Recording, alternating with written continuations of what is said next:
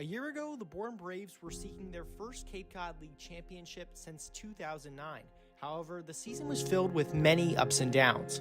Another day, another Braves loss. Bourne falls 5-1 to Hyannis to drop to 5-7-3 on the season. Pop-up, shallow center field, going out Peck, coming in Rockefort, in the alley, it's Carson Rockefort, who's there to make the catch.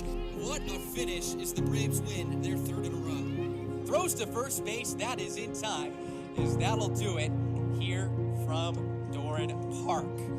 For the third time this year, Harvey Shapiro has faced his former team in the Bourne Braves, and they have tied at 2 apiece. But as postseason time rolled around, the Bravos found their groove. Coming in Horvath. Horvath is there. He makes the catch, and the ball game is over. The trek has just begun for the Braves as they advance to the Western Division Finals. The Braves are back, and they defend their title in the best of the West. And they got a second day with the Brewster Whitecaps, who they will face in the Cape Cod League Championship for the second consecutive summer.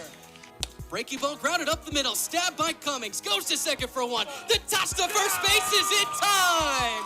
Cummings spikes his glove. Get up, Bourne, the Braves have gotten their revenge. Cape Cod League champions for the first time since 2009. And to defend their Cape Cod League championship, the Braves have added plenty of firepower. First pitch, breaking ball. Bender flies it out deep to left center field. Going back is Matheson, still going back, looking up, and it's gone! Derek Bender gets the Bourne bats going early. A solo shot to deep left center field. It's 1-0 Bourne. It's a brand new day of Bourne Braves baseball, and it starts right now.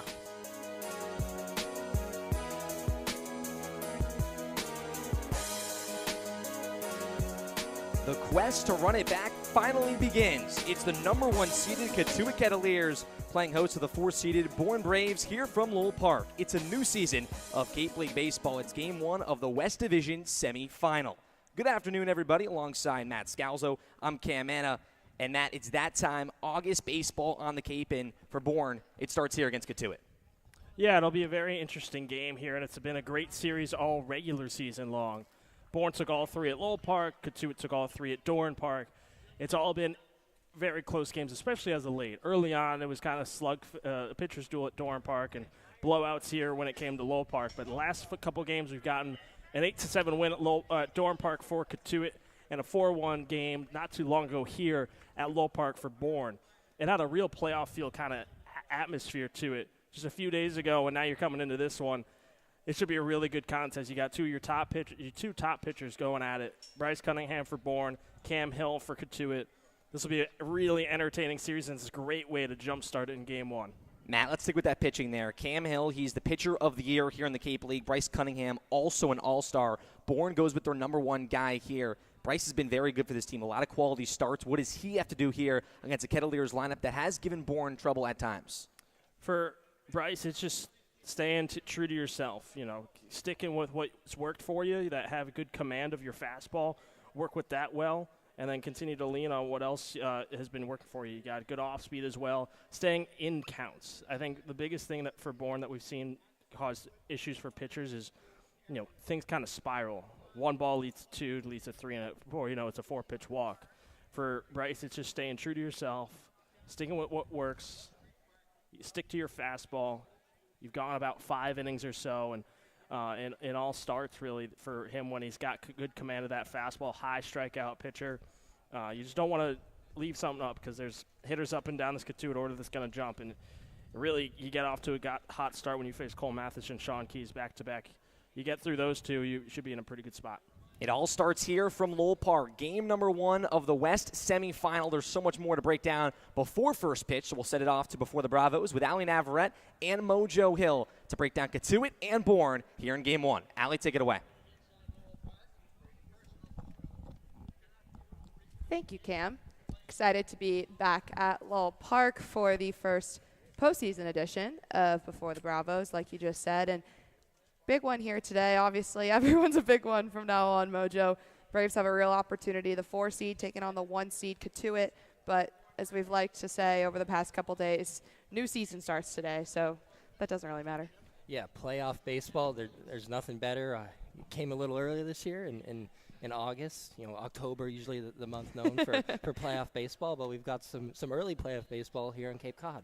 That we do. Now, I think the big storyline going into this one is obviously this pitcher's duel. We've got Cam Hill, the best pitcher in the Cape League this summer, won the I think the ERA title this past week for the regular season, and he'll be taking on our very own Bryce Cunningham, who's also had a fantastic summer. So I'm excited to watch these guys kind of duel it out there on the mound today.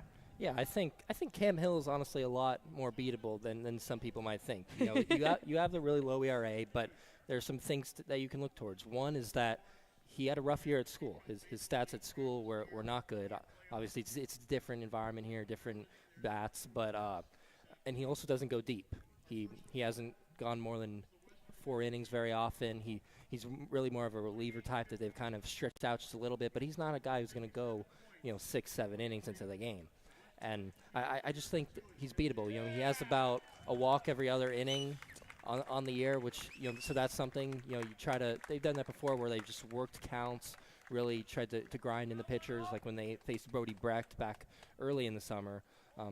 But yeah, you just have to grind out at bats against this guy. I don't think he's going to last very, very long in the game. And honestly, I think he's due for some regression too. I mean, he has a 1 ERA after a nearly 8 ERA at school. So, I mean, just the law of averages, things should kind of work out. And yeah, I think Cunningham is a little more built up to be a true starter type, and he's just been so good for the Braves all summer. Yeah, I know Bryce definitely frustrated by his last performance, had to come out after just 3 innings of work the other night when he last started. Kind of had something going on with his finger, but he's all good to go now, and I think he's ready. And if anyone knows what it takes to win in the postseason in the Cape League, it's Bryce Cunningham. He was here last year. He has 1 ring. He wants another one. But let's move on to the other Bryce that we've got to talk about. Talk about Bryce Evelyn and actually Derek Bender as well. 2 guys who both both got the single season Born Braves batting average record for a regular season. Bender just shy of coming off with that whole Cape League title to Travis Bazzana of Falmouth. And so just to have 2 guys batting that well right now and going to be in the 3 and 4 hole today, just so huge for this Braves offense that has been really good in these last 3 consecutive wins. Yeah, definitely. Speaking of Bryces that have won Cape League championships with Bourne, you've got Bryce Eplin right there in the cleanup spot where Landers has liked to put him, even though he's not a power guy, but he's just been getting so many hits, getting on base a lot. Bender and Eblin finished with the top 2 batting averages in Bourne Braves history. Yeah. And Bender was only 1 point behind the crazy Travis Bazzana, who is just wreaking havoc on the league, and we might have to face him next round if we advance and if Falmouth advances. But yeah, to have Bender and Eblin in there, and especially with Eblin getting so hot right when they lose Bodine, I think that's key too, to really have those solid pieces right there in the 3-4 holes. Yeah, rounding out the rest of this lineup, you've got Vasti batting first, which has kind of become, the standard. JKG batting second, and then New Contrada is in the lineup today, and then the outfield of Diggs, Peterson, and Harrelson, and then Garrett Michelle in that DH slot. I like Garrett in that DH slot today. He told me a couple days ago that he really liked that he could kind of focus on his hitting, playing DH, and not having to worry about the field as well. And I know he struggled at the plate this year. He's pretty open about that. And as of late, he's been really successful. And so I think Garrett also another guy who's getting hot at the right time. Yeah, definitely. And another interesting thing, I think, is JKG in the 2-hole. He's kind of struggled. He's had the timely hit here and there, struggled overall, but he has been pretty good against left-handed pitching. So hopefully he can get to Cam Hill early is what we want to see from JKG today. I couldn't agree more. And, a lot of pressure for these Bourne Braves right now. They're on the quest to run it back, as Joey likes to put out on social media. And like they have on their shirts in BP today, that they are all wearing Run It Back T-shirts. Yeah, that slogan is everywhere. Cotuit obviously looking to right some wrongs. They finished first in the West Division this season. We're watching that ceremony for them right now, and for Cam Hill as well. Last year, kind of didn't go their way. They slipped out of first place to the Braves right before the postseason started, and then Hyannis ended up beating them in the first round. So they're looking to make a push, as is Bourne. A lot on the line today. People often say that winning game 1 is such a huge thing in a 3-game series, right? Like, that puts you in the best position to win. And I think the Braves obviously looking for that today. Yeah, the fate of tomorrow really rests on what happens today. It could just be so different depending. Like, if they lose today, then we go to Dorn Park tomorrow thinking, oh, could this be our last game? You have to win to stay in it. Whereas if they win today, then they go into tomorrow with more momentum, an opportunity rather than trying to fight with like your backs against the wall. Yeah, we will take a quick step aside for the national anthem. When we come back, Cam and Matt.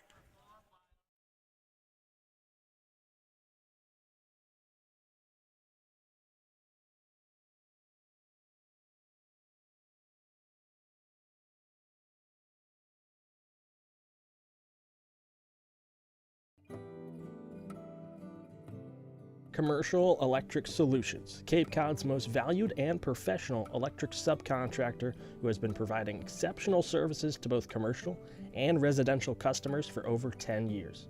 Do you have an electric problem? CES has the solution. Cape Cod Orthopedics and Sports Medicine is a proud sponsor of the Bourne Braves. Cape Cod Orthopedic Sports Medicine and Physical Therapy is the region's largest and most experienced orthopedic group, accepting new patients at our Sandwich and Hyannis clinics. Convention Data Services, or CDS, is a technology company based in Bourne and a proud supporter of Cape Cod baseball.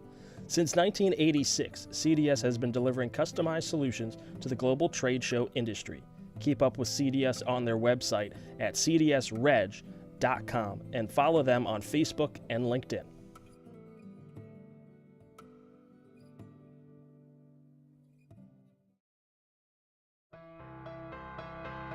The Bourne Braves organization is looking for families willing to host 1 or 2 players for the Cape League season.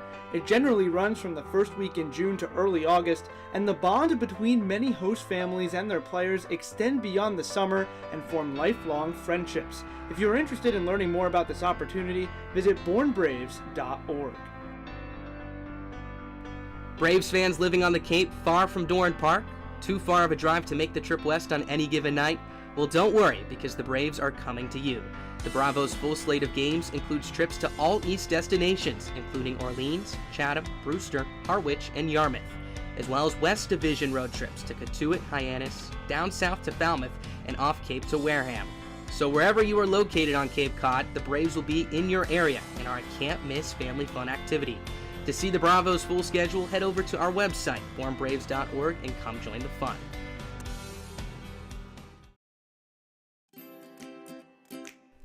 Not being able to make it to Doran Park is no excuse to miss the Braves in action. You can watch every Bravos home game live on the Bourne Braves television network. From stellar pitching performances, dazzling defensive plays, and big-time power displays, you can catch it all from the comfort of your home. It's your favorite Cape League team live on your screen. Just head to the Bourne Braves YouTube and join the fun. You can catch the Bourne Braves all summer long at Doran Park. With more than 20 home games this season, Braves baseball is just a short drive away, whether you're on or off the Cape. With free admission to every Cape Cod League game, nights at Doran Park provide family fun for everyone. First pitch for all Braves home games is at 6, and you can check out the Bravos' full schedule over at our website, bournebraves.org.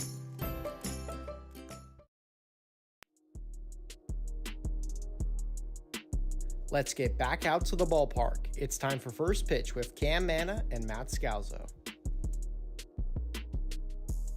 Well, here we go from Lowell Park, Round 1, Game 1, West Division Semifinals. It's Bourne and Cotuit, and it all starts right now, the 2023 Cape League Playoffs, alongside Matt Scalzo. I'm Cam Manna. We thank you for joining us here from Lowell Park. It's going to be a good one. Bourne and the Kettleers. Last faced off just a few days ago, but, Matt, we talked about the home and away difference between these two teams. The home field advantage hasn't been crazy. Bourne won all 3 here at Lowell Park. Cotuit won all 3 at Doran Park in the regular season. Cotuit will have home field in the 3-game set, but it doesn't seem like the home field has mattered too much so far.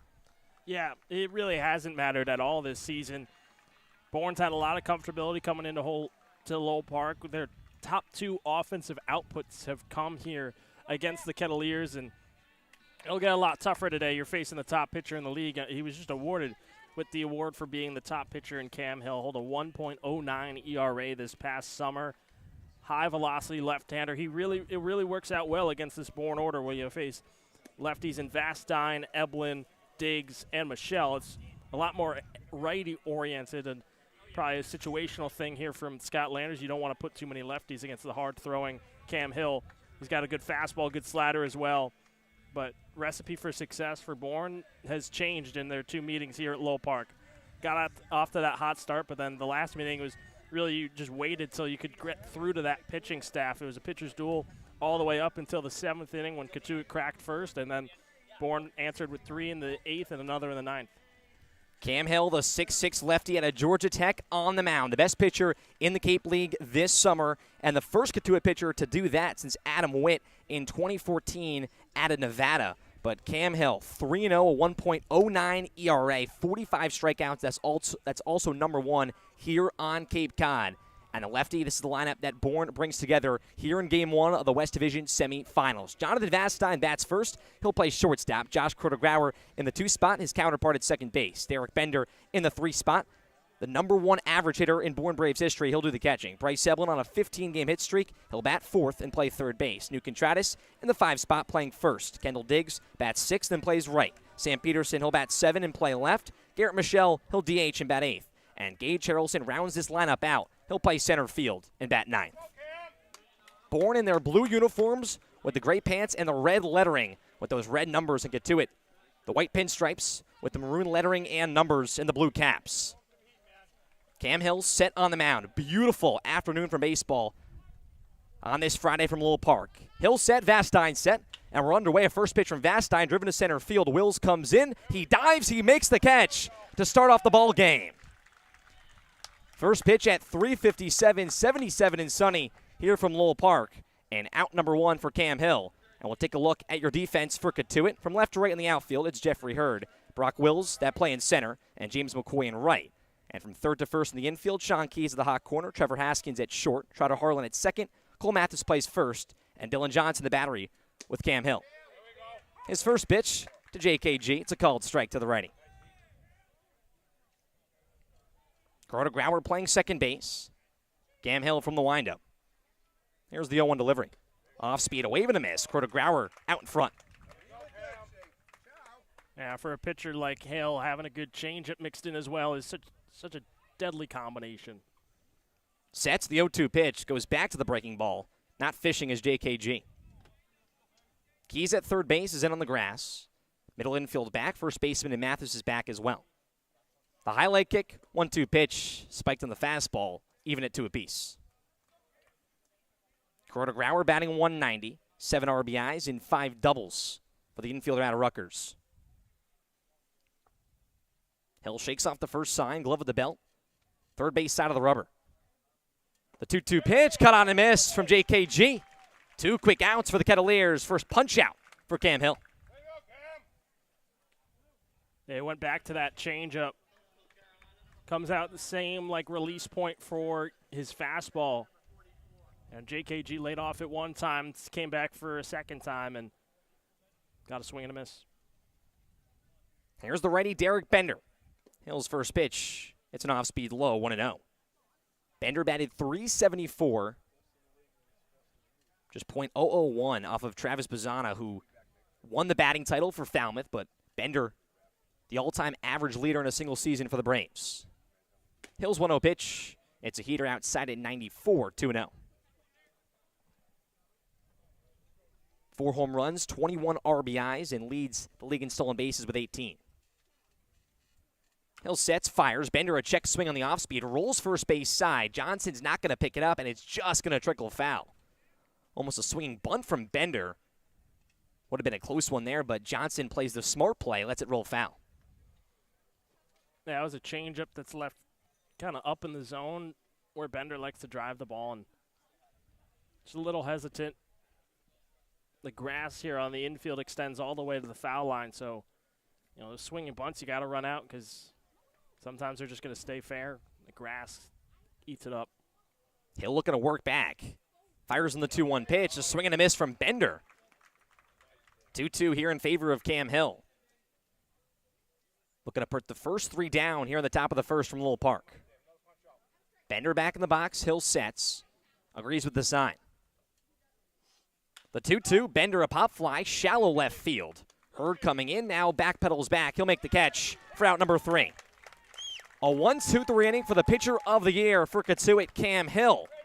No score after a half inning. Bottom one coming up here from Lowell Park. Your first looks at Bryce Cunningham and the Kettleers bats when we return on the Bourne Braves Broadcast Network.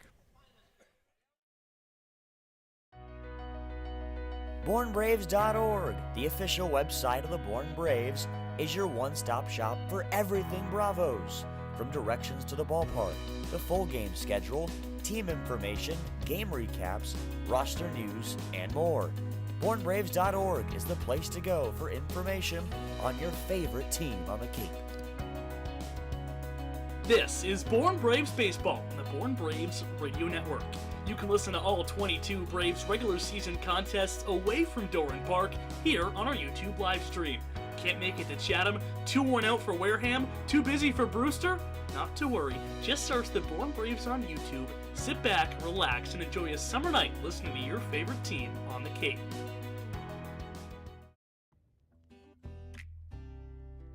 Cape Cod Healthcare is proud to be the official healthcare sponsor of the Cape Cod Baseball League. And with 6 convenient urgent care centers across Cape Cod from Falmouth to Orleans, we're ready to treat a wide variety of minor illnesses and injuries, so you can get back to your regular scheduled summer plans quickly. Open daily with no appointment needed and staffed by board-certified ER providers. View wait times at capecodhealth.org. Cape Cod Health Urgent Care, minor emergencies, major attention.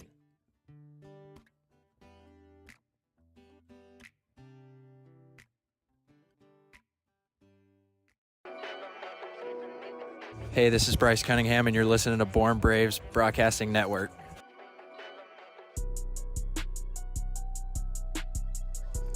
Bryce Cunningham says hello and takes the bump here from Lowell Park in the bottom of the first inning. No score between Bourne and Cotuit.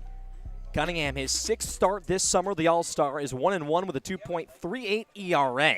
25 strikeouts to 7 walks for the right-hander, who is a hard-throwing righty at that. And here's the lineup that the Kettleers bring to the table here in Game 1 of the West Semis. Cole Mathis bats first. He'll play first base. Sean Keys, another hot hitter. Both guys batting above .310. He'll bat second and play third. Jeffrey Hurd, just his second game on the Cape. He'll bat third and play left field. Trevor Haskins bats fourth. He'll play shortstop. James McCoy bats fifth and plays right. Brock Wills batting .289, bats sixth and plays center. Scott Seeker bats seventh and he'll DH. Trotter Harlan bats eighth and plays second. And Dylan Johnson rounds things out. He'll do the catching.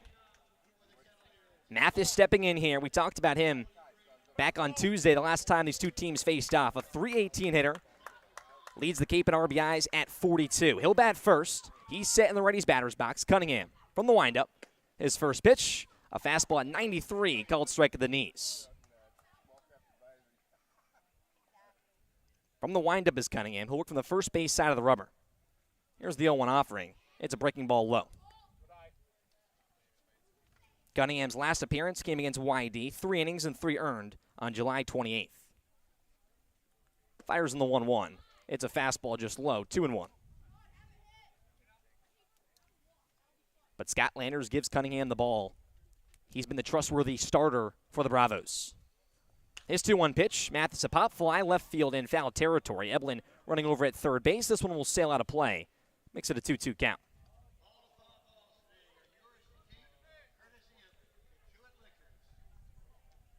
Beautiful afternoon here from Lowell Park. Packed house. We saw that playoff atmosphere on Tuesday in the 4-1 Braves win.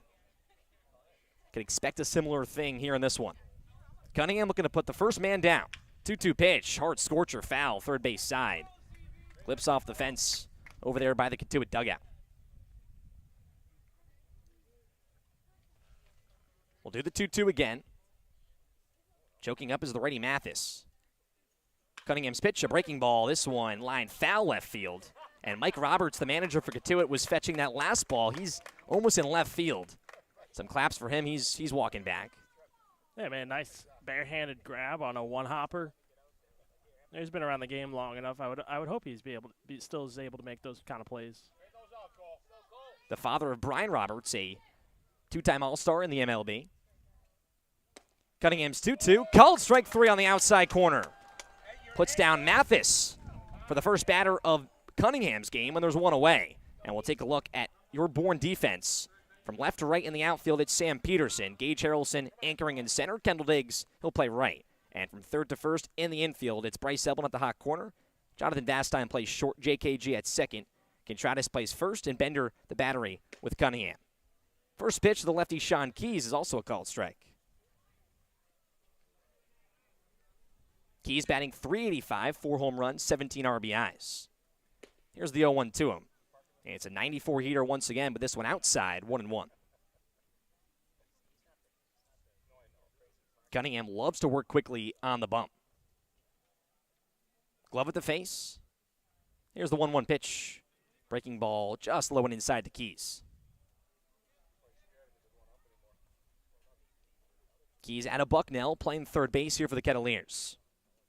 Here's the 2-1 to him. Chopper first base side. Contreras charges, picks it up, now bobbles. He'll flip to Cunningham. It's in time. The agility from both Contreras and Cunningham.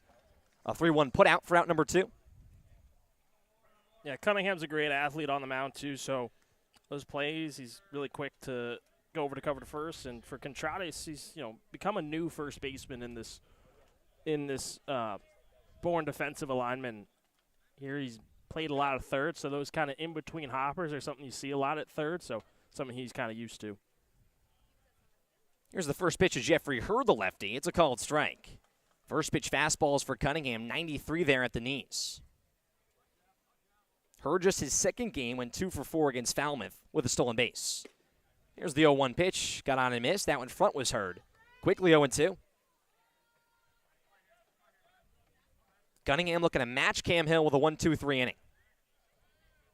Sets, fires on the 0-2 pitch. Fastball driven left center field. Down for a base hit for Hurd. Peterson picks it up in the gap in left field. Hurd staying at first base. And the first hit of the ball game in the hands of Hurd in just his second game in a Kettleers uniform.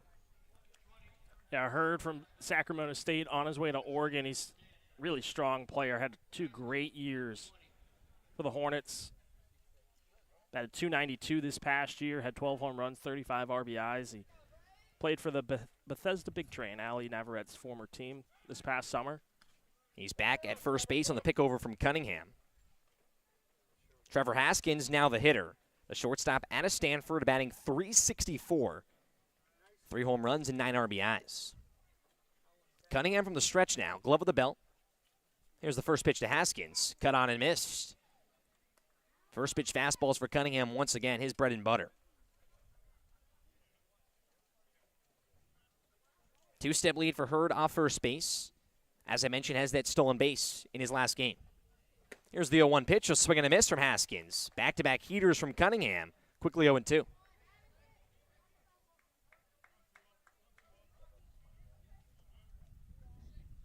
One strikeout so far for Cunningham. That started the inning against Mathis. Looking to put down Haskins. Long look in on the 0-2. Here's the high leg kick. The pitch, fastball, popped up out of play, first base side.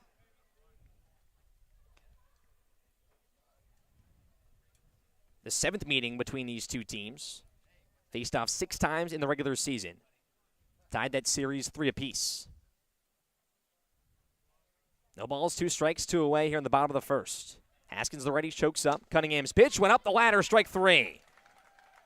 Haskins bit at it, and the second strikeout for Cunningham faces 4 batters in the bottom of the first inning.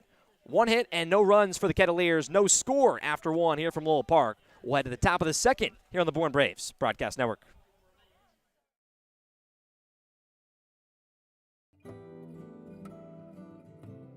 Commercial Electric Solutions, Cape Cod's most valued and professional electric subcontractor who has been providing exceptional services to both commercial and residential customers for over 10 years. Do you have an electric problem? CES has the solution. Cape Cod Orthopedics and Sports Medicine is a proud sponsor of the Bourne Braves. Cape Cod Orthopedics, Sports Medicine, and Physical Therapy is the region's largest and most experienced orthopedic group, accepting new patients at our Sandwich and Hyannis clinics. Convention Data Services, or CDS, is a technology company based in Bourne and a proud supporter of Cape Cod baseball. Since 1986, CDS has been delivering customized solutions to the global trade show industry. Keep up with CDS on their website at cdsreg.com and follow them on Facebook and LinkedIn.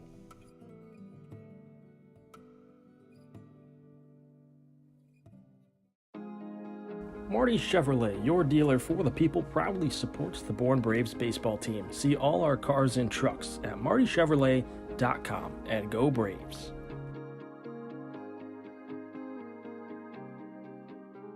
No score after one here from Lowell Park. We head to the top of the second inning. Thank you for joining us on the Bourne Braves Broadcast Network. Alongside Matt Scalzo, I'm Cam Manna. We'll join by Ali Navarrete in just a little bit.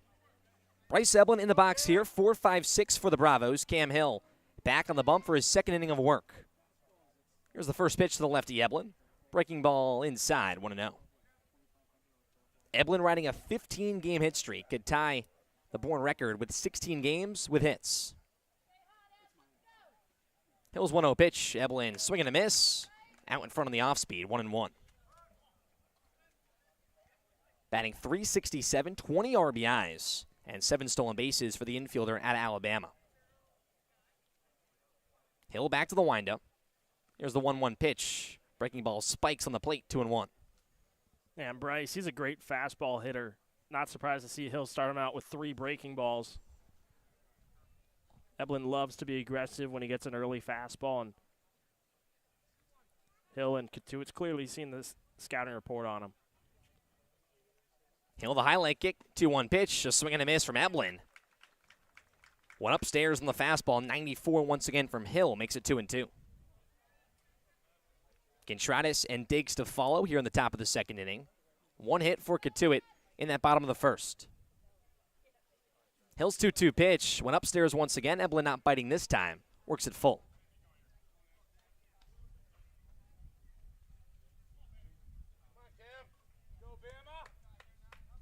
Sean Keys at third base is in. Hill sets. Fires on the 3-2 pitch. This one hit Eblin. Get out of jail free card. He'll take that walk first base side. Takes the shin and the elbow guard off. And Bourne's first base runner here this afternoon. From Hill there, he didn't put anything in the zone for Eblin to look at, even something to hit. All his breaking balls were down low, kept that fastball up. He knows if he leaves something in the zone, his eyes are gonna light up. First time we'll see Cam Hill from the stretch. Back to the third base side of the rubber. He'll face the righty and new Contreras. Pick over to first base from the lefty. Sliding back is Eblin. Matt and I have talked about New Contreras. He's been big for the Braves. Pinch hit back on Wednesday and had 2 hits off the bench. Shows bunt on the first pitch. It's a fastball that's low. He pulled back. 1-0. Batting .292 with 9 RBIs and 4 stolen bases. Key's still in at third base. Middle infield pinching here for the Kettleers. 2-step lead for Eblin at first. Hill will look, can try to show his bunt on the 1-0. This one a called strike on the outside corner. You hit on it. Contreras has been big for Bourne lately. In 7 of his last 9 starts, he's picked up a hit. A few of them have been multi-hit games. You touched on his last pinch hitting appearance, went 2 for 2. Hill 2 looks at first base. Here's the 1-1 pitch. Fastball in the attic makes it 2-1. But another guy in this lineup, Matt, that's continued to come up big and complimented Bender and Eblin very well. Moved up here to the 5 spot. Here's the 2-1 pitch. Spiked from Hill. Eblin's going. Johnson's throw to second base is high, and it's not in time. Eblin sliding in safely. One of the more aggressive base runners for the Bravos. And the first runner in scoring position here in this one. Yeah, not afraid to be aggressive is Bryce Eblin. Seeing a chance like that where a ball gets away from the catcher gives him a couple extra seconds, and he's got good speed. A chance for Bourne to strike first. 3-1 to Contreras. It's a breaking ball outside. And he'll throw his bat first base side, jog down to first base. Back-to-back batters for the Braves get on first and second. And here comes the lefty Kendall Diggs.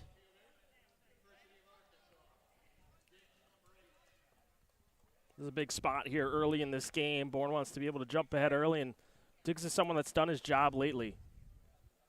You know, even if it's simple, he's okay with, okay is maybe not the word, but loves to just give his team a chance to win. Had 2 RBI groundouts in his first 2 at-bats on Wednesday against Hyannis. always ready to do his job, especially on the defensive side in right field. He steps in, Cam Hill's set. First pitch, fastball, called strike at the knees. Keys is in at third base. Shortstop in Haskins just a few steps back from the grass. Harlan holding on the runner in Eblin at second. And Mathis not holding on Contreras at first. No balls, one strike, no outs here in the top of the second. Hill fires, breaking ball just low and outside, 1-1. Diggs batting .214, 11 RBIs. He's walked 20 times this summer. That was the bright spot for Diggs early on when the bat was still looking to get hot. The RBI chance is his. Hill's 1-1. Diggs chops this one foul, makes it 1-2. Diggs is going to want that one back. Off speed, left up in the zone. Just came over top of it. Hill leans over, looks into the sign from Johnson. Haskins now behind Eblin at second base. Hill sets, glove of the belt. A look at second now, Eblin bouncing around. Here's the 1-2, breaking ball low, blocked from Johnson, even at 2 apiece.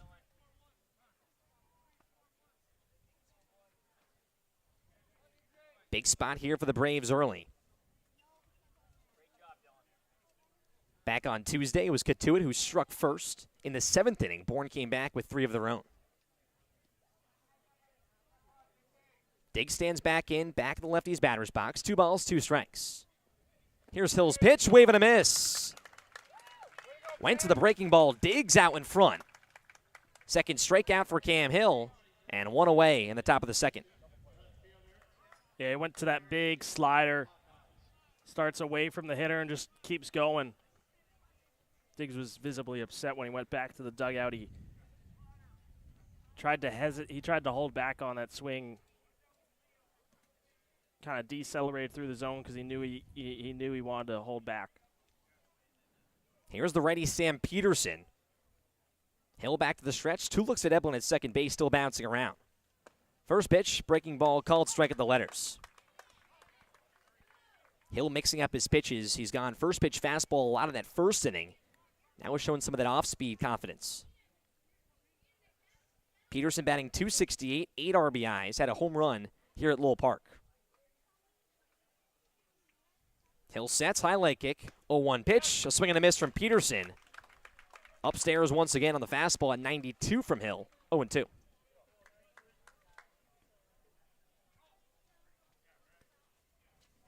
Contreras still not being held on at first base. Eblin with a 2-step lead at second. And Key's still in at third. Outfield is straight away for Cotuit. Hill 2 looks at second base. The 0-2 pitch. It's an off-speed low. Makes it 1-2.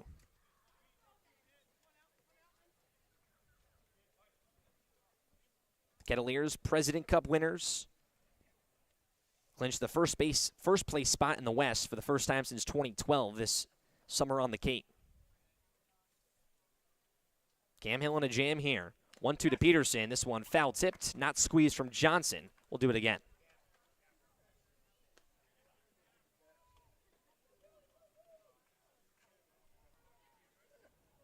And Matt and I talked about it pregame too for Hill.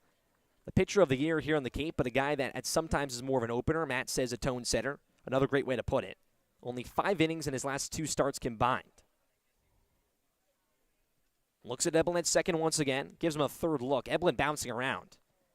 Now the 1-2 pitch. Peterson, a ground ball, left field. It's a base hit. Eblin getting the wave at third base. Here's the throw from Hurd coming home. It's cut off from Keys. Eblin slides in safely.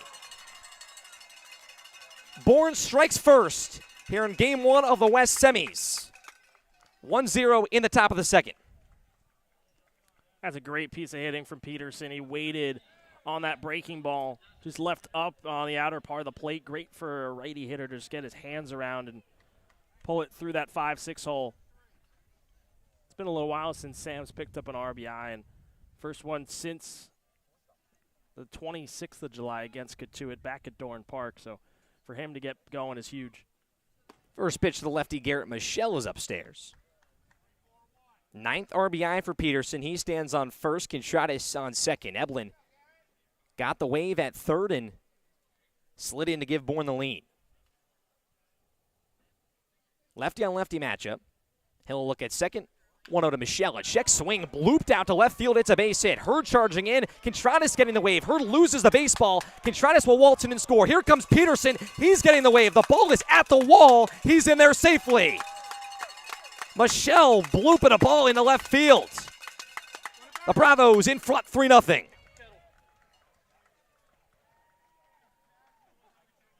Just a check swing on a fastball that's left up in the zone, and it doesn't matter how you get a hit there. Michelle's just taking what he's given, finds that little free space, and Hurd, he was picking his head up a little bit. He knew Contreras was going to get the wave around. You want to give a good throw home.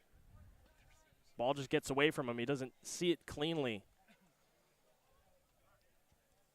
And what was going to be maybe one run has now turned into 3. Garrett Michelle coming up big. It's an awkward check swing, but goes down in left field. 2-run score. Brings up Gage Harrelson. Born in front 3-0 with 1 out. Cam Hill sets, 2 looks at second base. First pitch to Harrelson. Called strike on the breaking ball. For Harrelson, batting .242, has 8 RBIs. But Michelle and Peterson once again mashing here from Lowell Park, driving in runs early on. They did that in the 14-3 win for the Braves back in July 17th. Michelle off second, 0-1 count. Hill's pitch to Harrelson. Got on and missed, 0-2.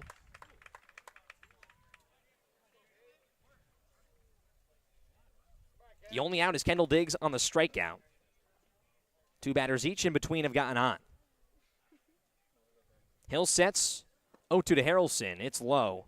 Gage not fishing, 1-2. Key still in at third base. Michelle just walking off second. Haskins holding him on. Hill 2 looks once again at second base. Highlight kick, the 1-2 pitch to Harrelson. Swing and a miss. Harrelson goes down swinging on the heater. Third strikeout now for Cam Hill. There's 2 away.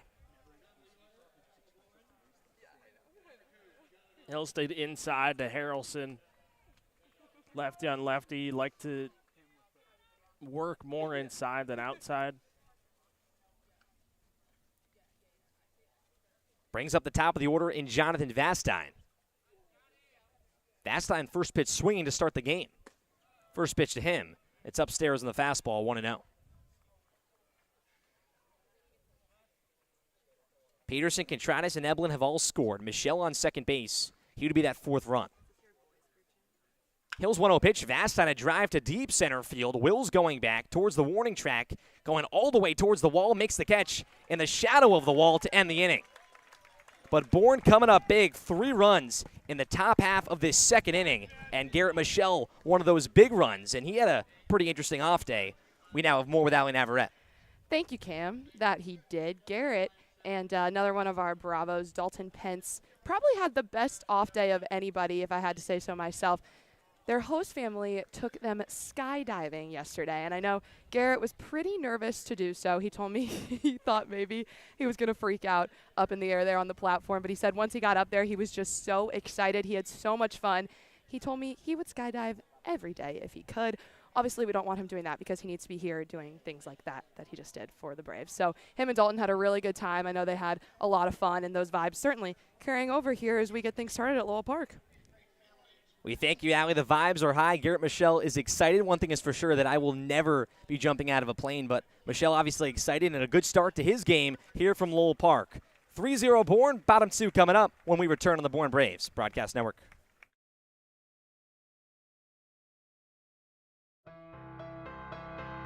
The Bourne Braves organization is looking for families willing to host 1 or 2 players for the Cape League season. It generally runs from the first week in June to early August, and the bond between many host families and their players extend beyond the summer and form lifelong friendships. If you are interested in learning more about this opportunity, visit bournebraves.org. Braves fans living on the Cape, far from Doran Park, too far of a drive to make the trip west on any given night? Well, don't worry, because the Braves are coming to you. The Bravos' full slate of games includes trips to all East destinations, including Orleans, Chatham, Brewster, Harwich, and Yarmouth. as well as West Division road trips to Cotuit, Hyannis, down south to Falmouth, and off Cape to Wareham. So wherever you are located on Cape Cod, the Braves will be in your area and are a can't-miss family fun activity. To see the Bravos' full schedule, head over to our website, bornbraves.org, and come join the fun. The Bravos strike first here from Lowell Park. 3 runs in the top of the second inning. We head to the bottom half. 5-6-7 for Cotuit. It's James McCoy, Brock Wills, and Scott Seeker due up. Bryce Cunningham got some time and some rest in the dugout after that long top of the second. He's back at the bump to the lefty McCoy. Here's the first pitch. Fastball called strike on the outer half. Cunningham faced 4 batters in the bottom of the first, had 2 strikeouts. His 0-1 pitch popped up shallow left field and towards the line. Peterson sprinting in. Vastine going back. Peterson settles under it and makes the catch towards the foul line for out number 1.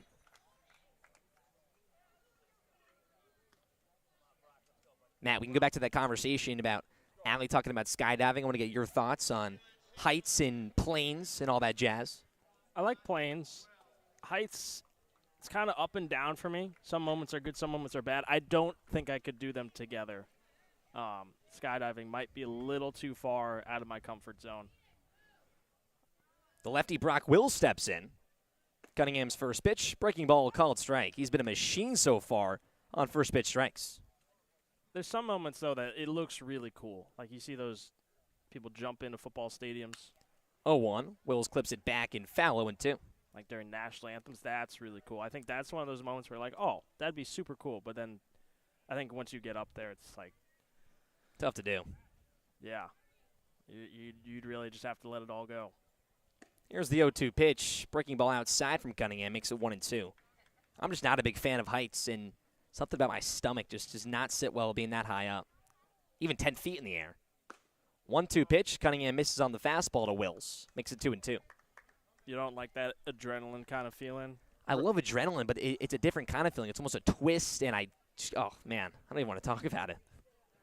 2-2 pitch. Wills just dribbles this one towards the Cotuit dugout. Bounces back into play. I could do, I think what I could really do that I would really love is, zip lining through, like a cool rainforest or something I've done that before, and that it feels better because you're not free-falling. You're kind of, harnessed in a little bit.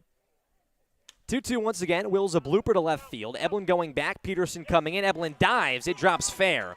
Wills a big turn at first base. He'll stay there. Second hit for the Kettleers. First one here in this one for Brock Wills. Wills is just such a talented hitter. He fights every at-bat. I remember when these two faced off. I was on the 1st of August, I believe. Wills, he just, was such a tough out. Had a big hit in the bottom of the 9th inning that kept Cotuit alive with a 2-out single. Gives way to Scott Seeker, the lefty DH. Still in search of his first hit in his 4th game on Cape Cod. First pitch from Cunningham, misses outside, 1-0. Seeker out of Mount St. Mary's, got the start against Bourne back on August 1st. 1 out here in the bottom of the second, 3-0 Bourne lead. Cunningham, glove of the belt, high leg kick. 1-0 pitch. Wills was going, went back. Bender hopped up and lost it on the exchange. Sigh of relief for him. Wills staying put on a 2-0 count. 4 stolen bases for Wills out of UNC Wilmington. Cunningham from the stretch. 2-0 pitch. Fastball, just a called strike, up and outside. Bourne turns double plays better than anyone. Vastine and Crota-Grauer shaded up the middle. And Eblin back at third base. Here's the 2-1 pitch. Fastball just misses low and outside. A few good spots from Cunningham, makes it 3-1.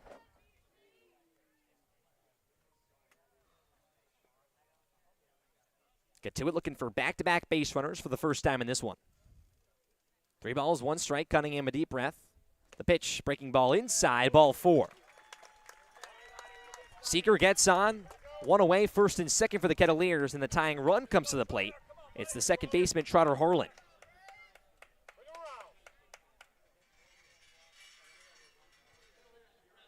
Mound visit here with Scott Landers and the whole entire infield talking to Cunningham.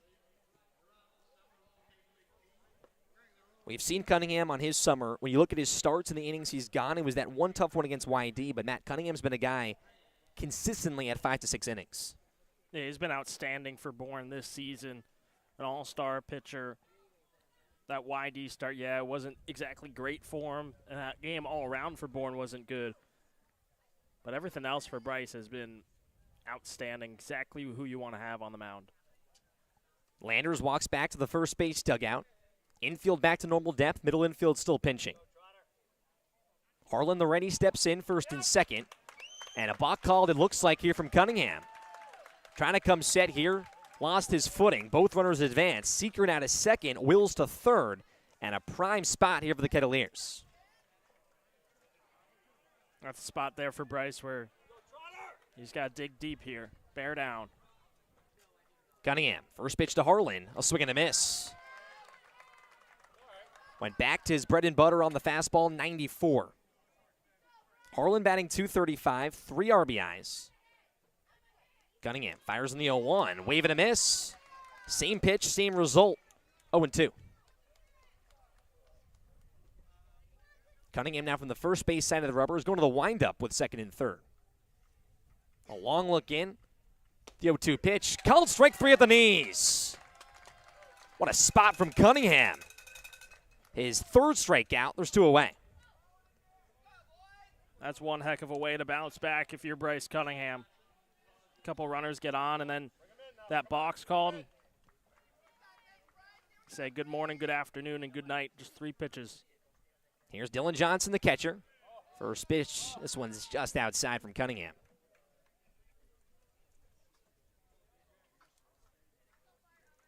Back to the windup is Cunningham. 1-0 count with 2 away. 2 runners on here for the Kettleers. Here's the pitch. This one called strike in the inside corner. Ryan Damari, the home plate umpire. Chris Scott at first, Joe Gravina at second, and Mike Rabideau at third. Cunningham, high leg kick, 1-1 pitch. This one a drive to left field, but right at Sam Peterson. He'll settle under it. It's a can of corn to end the inning.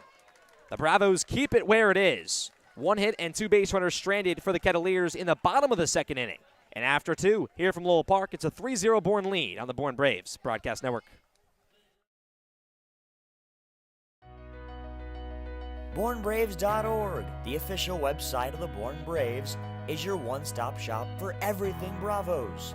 From directions to the ballpark, the full game schedule, team information, game recaps, roster news, and more. BourneBraves.org is the place to go for information on your favorite team on the Cape. This is Bourne Braves Baseball on the Bourne Braves Radio Network. You can listen to all 22 Braves regular season contests away from Doran Park here on our YouTube live stream. Can't make it to Chatham? 2-1 out for Wareham? Too busy for Brewster? Not to worry. Just search the Bourne Braves on YouTube, sit back, relax, and enjoy a summer night listening to your favorite team on the Cape.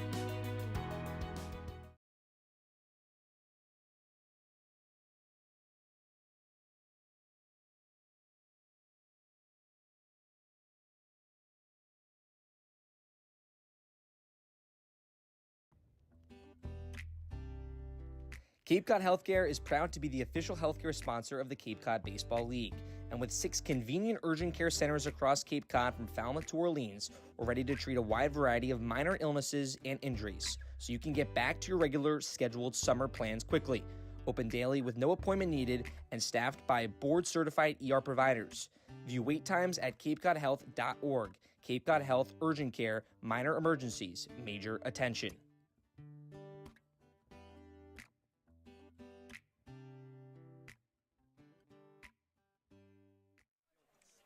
Bryce Cunningham strands 2 in the bottom of the second inning. The Braves still in front 3-0 over Cotuit. Game 1 of 3 here in the West Division semifinals. It's 2-3-4 for Bourne. First pitch from Cam Hill. Popped up out of play from Crota Grauer. Hill got into a jam in the top of the second inning. First 2 runners got on. And then Peterson and Michelle with 2 RBIs coming up big. 0-1 to Crota Grauer. This one fouled back. Off Johnson and Damari, the catcher and the umpire, makes it 0-2. JKG's 0 for 1. Struck out back in the first inning. 3 strikeouts so far for the lefty Cam Hill. He's back to the windup. Carter Grauer back in the box. Here's the 0-2 pitch. Off speed just outside, 1-2. Bourne looking to stay hot and stay unbeaten here from Lowell Park as we enter the playoffs. Hill's 1-2. Chin music up and inside. Makes it 2-2.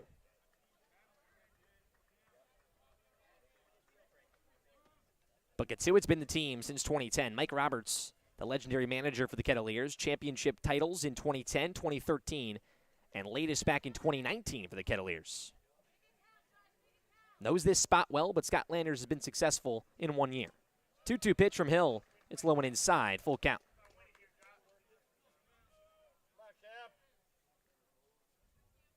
Hill at a 1-2-3 first, looking to do that here.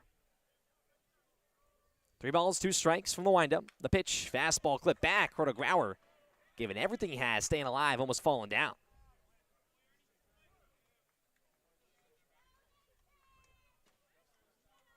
And what a season it's been for Cotuit. Cam Hill, pitcher of the year. Top team in all of the Cape, winning the West Division for the first time since 2012. Back to home plate, 3-2 pitch, popped up foul, first base side. Carter Grauer staying alive. Has a great at-bat here for Josh. Went down swinging against Hill the first time, but he's given him all he's got here. A long look in. We'll do it again. The 3-2 pitch. Breaking ball. Cut on and missed. Strikeout number 4 for Cam Hill. There's one away here in the top of the third.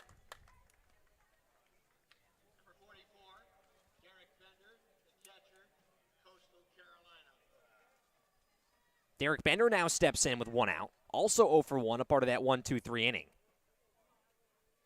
Sean Key still in at third base. Cam Hill back to the windup, third base side of the rubber. First pitch, off speed upstairs, 1-0.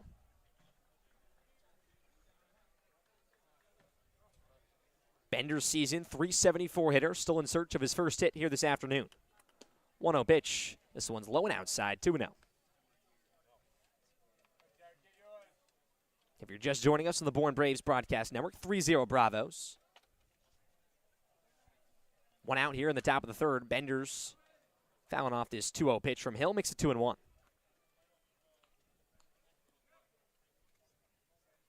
4 home runs and 21 RBIs for Bender. Had a home run here back in June. Hill shakes off the first sign, now agrees.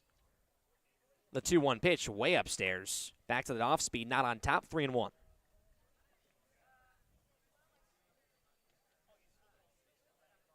So far for Hill, has hit one batter by a pitch and walked 1 in Contreras. Looking to work back here is 3-1 pitch. This one just off the mark on the outside corner. Bender a 5-pitch walk. First time he'll reach base in this one. And Bourne with a 1-out base runner. Yeah, you got to wonder here now with Cotuit, what do you do with Hill? It's starting to, I don't know if that's someone getting loose to pitch in the bullpen. There's someone standing up. You have to monitor that here with Hill. How long is his leash? How long do you let him go? Here's the lefty Bryce Eblin. Before the pitch, pick over to first, Bender back standing.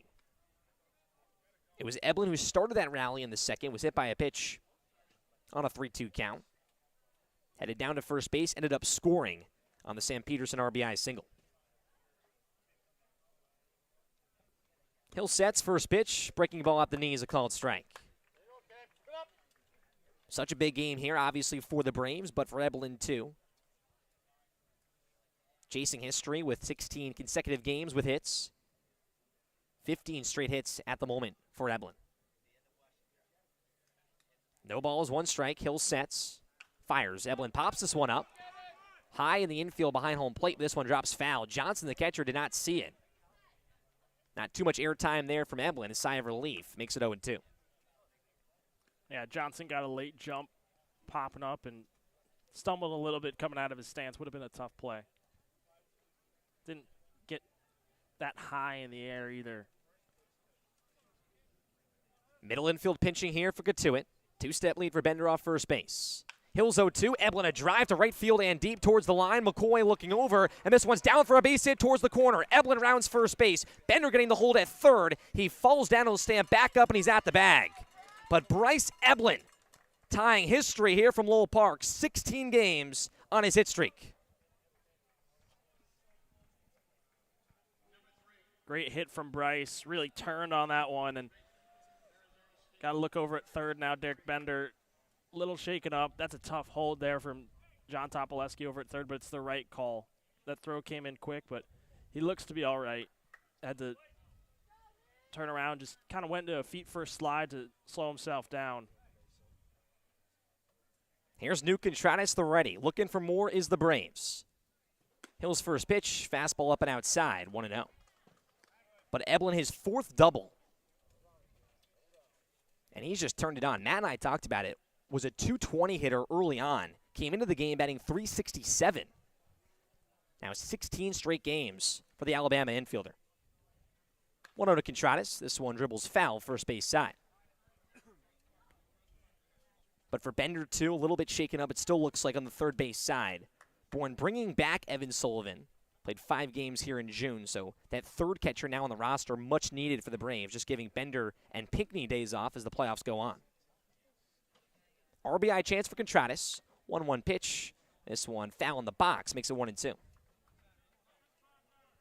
And here for Hill, his velo is starting to dip. This is right around probably his limit in terms of where you'd like to see him go. His pitch count has been high, especially over the last 2 innings. Even that first inning, despite being 1-2-3, Bourne really worked him. Hill. 1-2 pitch. This one just low to Contreras. Not biting there. Works at 2-2. Now you're starting to see some movement for Cotuit in their bullpen. Someone getting loose, throwing with the catcher. We talked about Cam Hill. 5 innings combined in his last 2 starts. Looking for out number 2 here in the top of the third. Here's the 2-2 pitch. Contreras fouls it back and stays alive.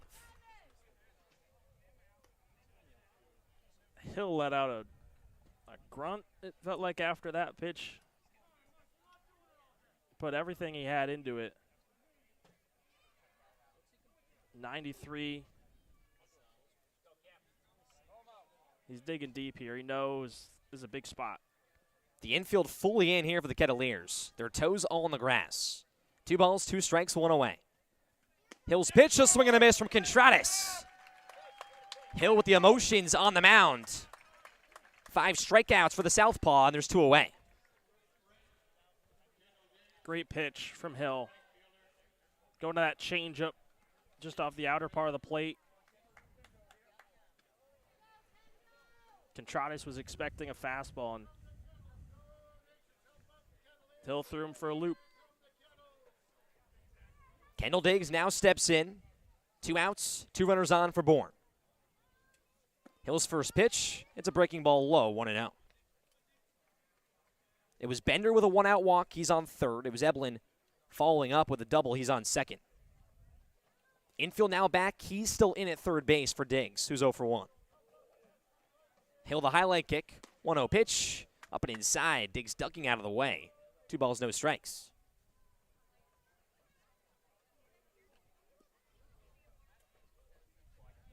Diggs in double-digit RBIs with 11. A chance here to extend for Bourne leading 3-0. Hill a deep breath. The 2-0 pitch, off speed, outside, 3-0.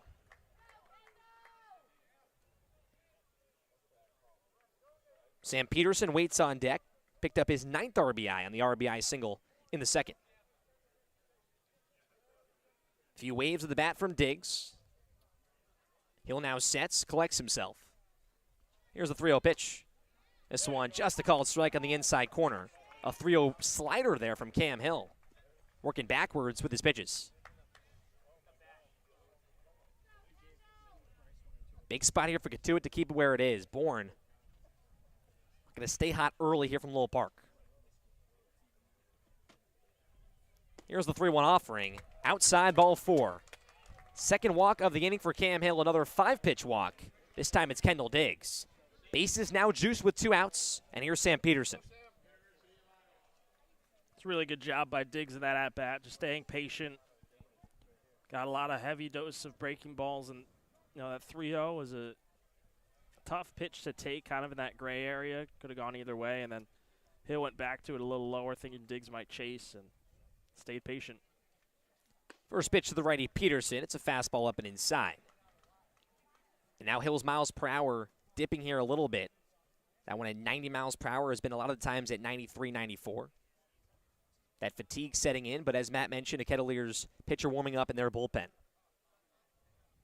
Here's the 1-0 offering. A swing and a miss from Peterson. Back to the fastball as Hill evens it at 1 apiece. 3 hits for Bourne. Peterson, one of those hits. Eblen still off second. Bender still off third base. Hill's 1-1. Foul tipped into the glove from Peterson. And Hill looking to get out of it. Keep it where it is on a 1-2 count.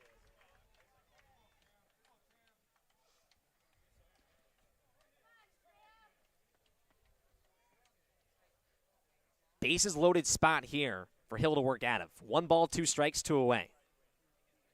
Takes a long, deep breath. Here's the pitch. Fastball called. Strike 3 on the inside corner. Big strikeout for Cam Hill, his 6th in this one.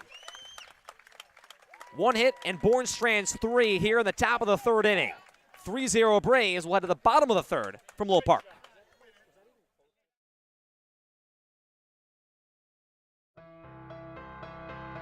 The Bourne Braves organization is looking for families willing to host 1 or 2 players for the Cape League season. It generally runs from the first week in June to early August, and the bond between many host families and their players extend beyond the summer and form lifelong friendships. If you are interested in learning more about this opportunity, visit bournebraves.org. Braves fans living on the Cape far from Doran Park? Too far of a drive to make the trip west on any given night? Well, don't worry, because the Braves are coming to you. The Bravos' full slate of games includes trips to all East destinations, including Orleans, Chatham, Brewster, Harwich, and Yarmouth, as well as West Division road trips to Cotuit, Hyannis, down south to Falmouth, and off Cape to Wareham. So wherever you are located on Cape Cod, the Braves will be in your area and are a can't-miss family fun activity. To see the Bravos' full schedule, head over to our website, bournebraves.org, and come join the fun. Marty Chevrolet, your dealer for the people, proudly supports the Bourne Braves baseball team. See all our cars and trucks at martychevrolet.com, and go Braves.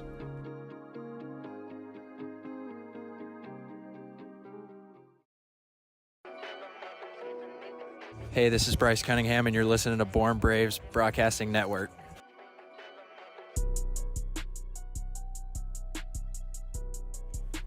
Round number 1 of the West Division semis moves on here from Lowell Park. The bottom of the 3rd inning. It's a 3-0 Braves lead over the Kettleers. Bryce Cunningham on the mound for his 3rd inning of work. He'll face the top of the Cotuit order. Cole Mathis, Sean Keys, and Jeffrey Hurd all due up. But 3 runs for the Braves so far, but Cam Hill working out of a big jam in the top of the 3rd inning. Allowed 1 hit, bases were loaded, picked up 2 strikeouts, his 6th overall, and that could be the afternoon for the lefty out of Georgia Tech. The Kettleers looking for some run support and looking to start it with Cole Mathis. One of the best bats this summer on the Cape. Struck out in his first at-bat to begin in the bottom of the 1st. Cunningham from the windup. His first pitch, it's a breaking ball low, 1-0. If you're just joining us alongside Matt Scalzo, I'm Cam Manna. Beautiful Friday from Lowell Park. Cunningham's 1-0, low once again on the off-speed, 2-0. 3 strikeouts so far for the righty out of Vanderbilt. His 2-0 pitch, low and inside. First time we've seen Cunningham in a 3-0 hole.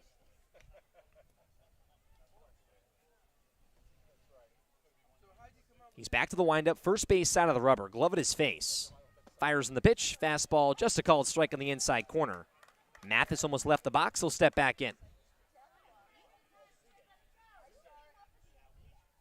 Cunningham quickly. 3-1 pitch, fastball up and outside this time. So Mathis can take off the accessories, jog first base side. First time he'll reach base in this one, and just the 4th base runner for the Kettleers with nobody out. Derek Bender walking out to the mound here to talk to Cunningham to compose himself. First time that Cunningham has allowed a leadoff base runner so far in this one. Yeah, long inning of rest here for Cunningham. His last 2 innings. 2nd inning, offense puts up 3 runs, you respond with a nice inning, you worked around some trouble, and now we're another long top of the third. Bryce Eblin in at third base, middle infield pitching. Here's the lefty, Sean Keys. Cunningham's first pitch. It's a fastball in the dirt, 1-0. Keys is also 0 for 1. Looking at Joel Cotuit here. 2 hits for their side, down by 3 against Bourne. From the stretch is Cunningham, a long look in, the highlight kick. 1-0 pitch, this one a high drive to right field and deep. Diggs going back towards the warning track, now backpedaling, takes a few steps in, and makes the catch in right center field. Mathis back to first base, and out number 1 now in the bottom of the third. It's a good bounce back for Cunningham. You keep that fastball up in the zone. Good swing from Keys. High fly ball. Good job with Diggs battling the sun. When you're in right field, it's basically straight at you, this sun. The lefty Jeffrey Hurd will step in. One of the 2 hits so far for Cotuit. Here's Cunningham's first pitch, a fastball just up and outside. 92 there from Cunningham. That's Hurd's 3rd hit in 5 at-bats in just his 2nd game with the Kettleers. Middle infield pitching here for Bourne. 2-step lead for Mathis. 1-0 pitch. Fastball up and outside. Makes it 2-0.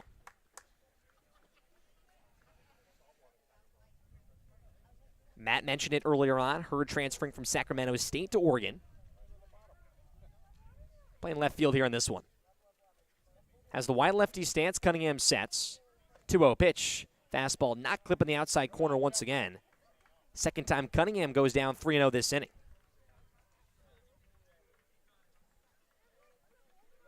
Contreras holding on that runner in Mathis. Has no stolen bases on his summer. Pick over to first, and Mathis not even off the bag. Doesn't have to move, he's on the bag.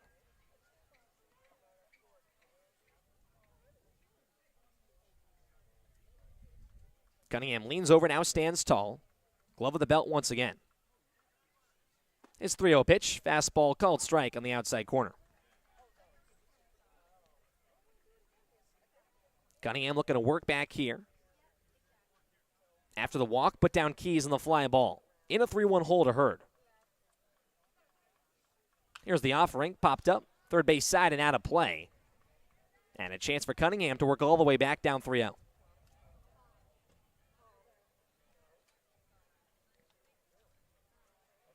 Now Eblin back at third base by a few more steps with 2 strikes in the count. Vastine and Crotograuer shaded up the middle. A deep breath from Cunningham. Here's the pitch. This one dribbled foul in the box, and Hurd lives another pitch.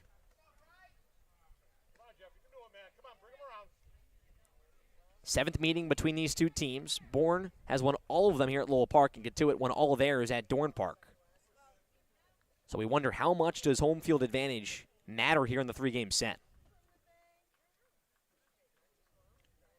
3-2-1 away. We'll do it again. Cunningham, a long look in. Here's the pitch, swing and a miss. 4th punch out for Cunningham. And there's 2 outs in the bottom of the 3rd. That's a huge battle from Bryce. You're down a 3-hole hole for the 2nd time. Mathis, you gave out the walk earlier, and it takes a lot of guts to battle back and trust in your fastball like Bryce has today.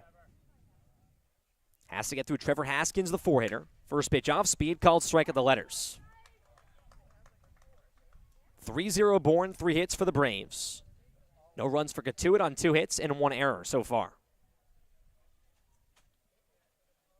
Mathis off the bag by 2 steps. 0-1 pitch to Haskins, ground ball towards Eblin. He slides, he cannot make the grab, rolls into left field. Mathis to second, Haskins to first. The 3rd hit for the Kettleers. And first and second with 2 outs. Here comes James McCoy. Yeah, a hard hit, high bouncer towards Bryce at third was going to be a tough play.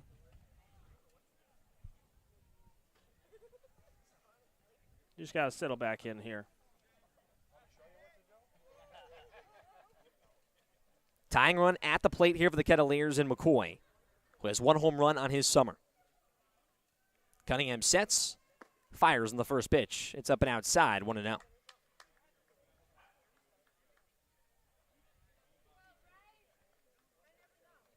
Four strikeouts for Cunningham. Has yet to have a 1-2-3 innings, but worked out of some big jams so far. His 1-0 pitch, McCoy a drive to center field. Harrelson going back in center, now settles under it. He'll take a few steps in and make the catch to end the inning. One hit for Cotuit here in the bottom of the third. Cunningham strands two once again. 3-0 Bravos after 3 here from Lowell Park, led to the top of the fourth inning. And I'll hand play-by-play off to my partner, Matt Scalzo, when we return on the Bourne Braves Broadcast Network.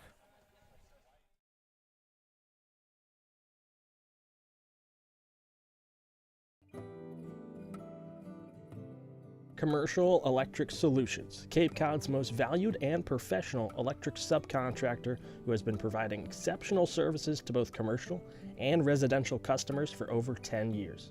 Do you have an electric problem? CES has the solution.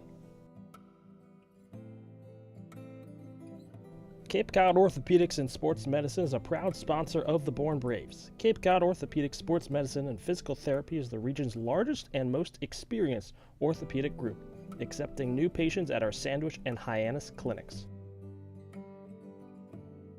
Convention Data Services, or CDS, is a technology company based in Bourne and a proud supporter of Cape Cod baseball. Since 1986, CDS has been delivering customized solutions to the global trade show industry. Keep up with CDS on their website at cdsreg.com and follow them on Facebook and LinkedIn.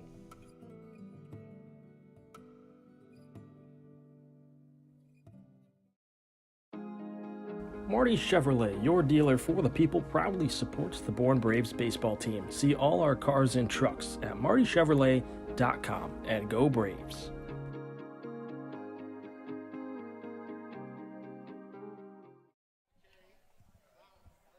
Welcome back to Lowell Park here on the Bourne Braves Broadcast Network. Matt Scalzo alongside Cam Manna. We're into the top of the fourth, and it's a 3-0 Bourne lead over Cotuit in Game 1 of the West Division Semifinals. On the mound now, replacing Cam Hill, is Cullen McKay out of the University of Virginia. This will be his 9th appearance. During the regular season, he went 2-0 with a 2.53 ERA through 10 2/3 innings pitched. Picked up a save, struck out 6, and walked 7. His last appearance came on the very last day, July the 31st. Picked up the win, a 5-4 victory over Brewster. Went 1 2/3 of no-hit baseball, struck out 3, and walked just 1. It's a righty replacing Cam Hill. He goes 3 innings, gives up 3 hits, 3 runs score, not all of them earned. Struck out 5 and walked 3 for the Cape League Pitcher of the Year out of Georgia Tech. Bourne's got to be happy here to get past Cam Hill and have a lead while they're at it. Garrett Michelle leads off. Picked up an RBI single his last time up in the second. First pitch. Swing and a miss on the breaking ball. It's 0-1.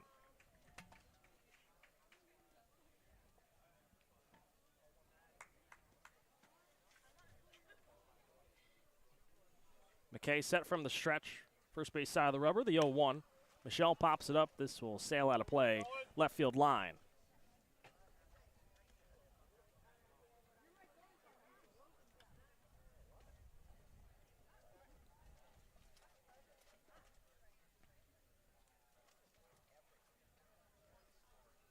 Michelle's single. It was just a check swing in the left field. Got past Hurd. The 0-2. It's a fastball low, 1-2.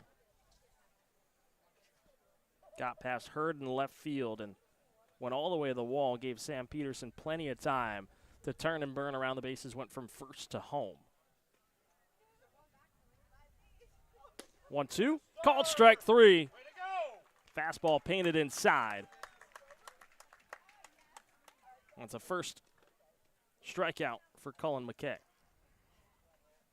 And it's been a consistent zone so far. A lot of those low pitches have been called for both sides. So now both batters need to adjust on the fastballs low in the zone, especially on both corners in this one.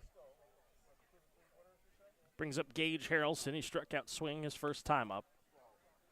Takes a first pitch strike on the off speed on the outer half. 0-1. McKay just finished up his first year in Charlottesville with Virginia. 0-1 fastball. Right down the chute, 0-2. 10 appearances, 3 starts for the Cavaliers. 3.78 ERA. Infield back. Third baseman and Keys creeped up. 0-2.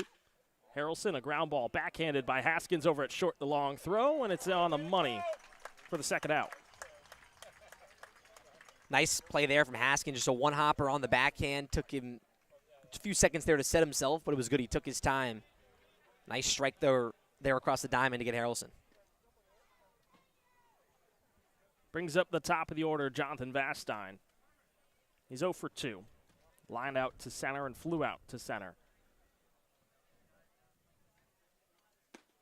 First pitch. Off speed outside. A little high. 1-0.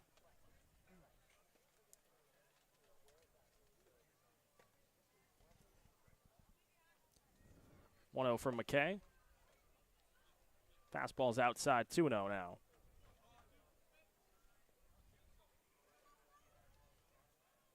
Vastine with a wide lefty stance. Choked up on the bat a little bit as the righty McKay digs in. 2-0, the pitch. Vastine slaps it straight over top the Cotuit dugout into the netting. 2-1. And big spot here for McKay coming into a game where Hill not the exact start that he wanted, but has to bear down right here, give the offense a chance. 2-1. Fastball's a touch inside. 3 balls, 1 strike.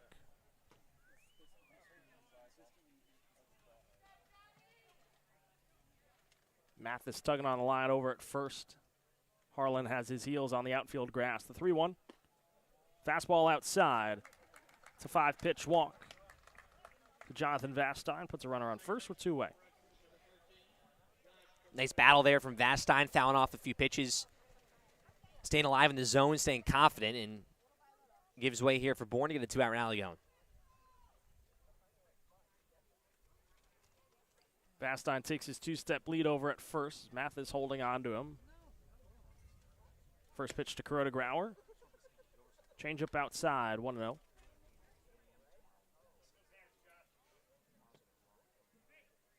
Mathis isn't on the bag to Vastine over at first. Still basically holding on to him as the middle infield pinches. 1-0. Got on, missed on the breaking ball. It's 1-1 to Kuroda Grauer. He's 0 for 2. A couple of strikeouts for him so far. Righty on righty against the second baseman out of Rutgers.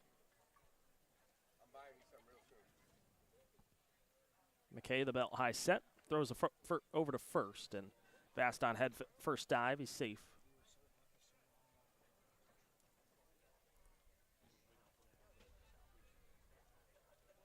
Bourne with 3 runs, all coming in the second inning. 2-1. Breaking ball dips low and away. 3-1 now to Kuroda, or 2-1 rather, to Kuroda Grauer. Yeah, a few at-bats so far for Kuroda Grauer have been long, just has not won the battle, has been aggressive, but it's been off speeds with 2 strikes that have gotten him. 2-1. Fastball is outside. 3 balls and 1 strike. Great take there from Kuroda Grauer. Fastball that's off the mark. Very patient at bat so far from Vastine and JKG. The 3-1. Kuroda Grauer turns, looks a high drive deep to left field. Going back a turn, looking up. It's gone! A 2-run shot for Josh Kuroda Grauer. His first home run of the summer. And what a big moment. Makes it 5-0 Bourne here in the top of the 4th.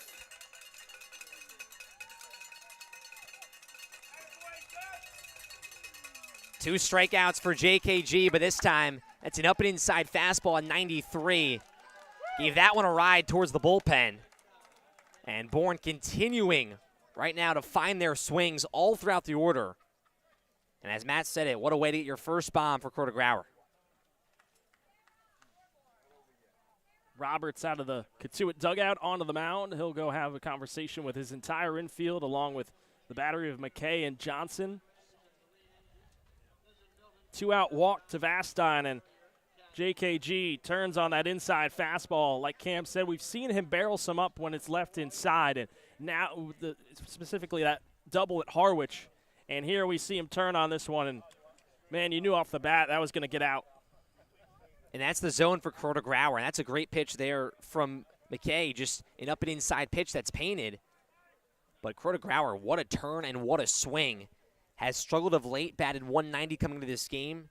Not hot so far by 2 strikeouts, but what a shot there. And Bourne, understanding the magnitude of this game, they take Cam Hill out of the game early and now have Cotuit get into their bullpen here. And either side, McKay or Hill, hasn't mattered so far. The Bourne bats are alive. A long conversation on the mound between Roberts and his infield, along with his pitcher and catcher. Derek Bender now digs in. 5-0, Bourne with the lead. The 2-run home run from Josh Grauer. Righty on righty. First pitch to Bender. Ground ball, second base side. Backhanded by Harlan. Takes a couple steps, fires to first. And it's in time to end the inning. But Josh Grauer, the 2-run home run, gives Bourne a 5-0 lead as we head to the bottom of the first. But first, over to Allie Navarrete. Thank you, Matt. As I'm sure you can imagine, the vibes in the dugout right now are very good. But I think especially for Josh Grauer, who has been struggling as of late, that one was much needed. He came back into the dugout after hitting that homer and said, I told y'all it was coming. So he's been waiting for it. I know he has, and his team was very excited. You'll love to see a guy who's been struggling a little bit have a hit like that, especially come playoffs. And Josh, one of those guys who knows what it takes to win a ring, so perfect time to get hot. Josh came in late last year, was a part of that playoff push that ended in the championship for Bourne. We say thank you to Allie as we head to the bottom of the fourth. Braves feeling those good vibes, up 5-0.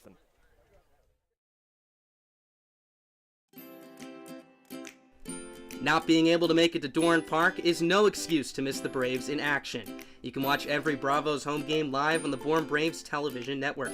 From stellar pitching performances, dazzling defensive plays, and big-time power displays, you can catch it all from the comfort of your home. It's your favorite Cape League team live on your screen. Just head to the Bourne Braves YouTube and join the fun. You can catch the Bourne Braves all summer long at Doran Park. With more than 20 home games this season, Braves baseball is just a short drive away, whether you're on or off the Cape. With free admission to every Cape Cod League game, nights at Doran Park provide family fun for everyone. First pitch for all Braves home games is at 6, and you can check out the Bravos' full schedule over at our website, bournebraves.org. Marty Chevrolet, your dealer for the people, proudly supports the Bourne Braves baseball team. See all our cars and trucks at martychevrolet.com, and go Braves.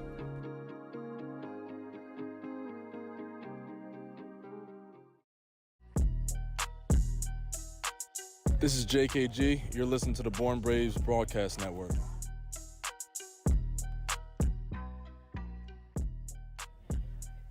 Josh Grauer welcomed us back and welcomed himself into the playoffs. A 2-run shot in the top of the fourth inning makes it 5-0 Braves as we head to the bottom of the fourth in Game 1 of the West Division semifinals between the top-seeded Cotuit Kettleers and the 4th seed Bourne Braves. Matt Scalzo alongside Cam Manna. Bryce Cunningham sets back on the mound. First pitch to Brock Wills is clipped out of play, left field line.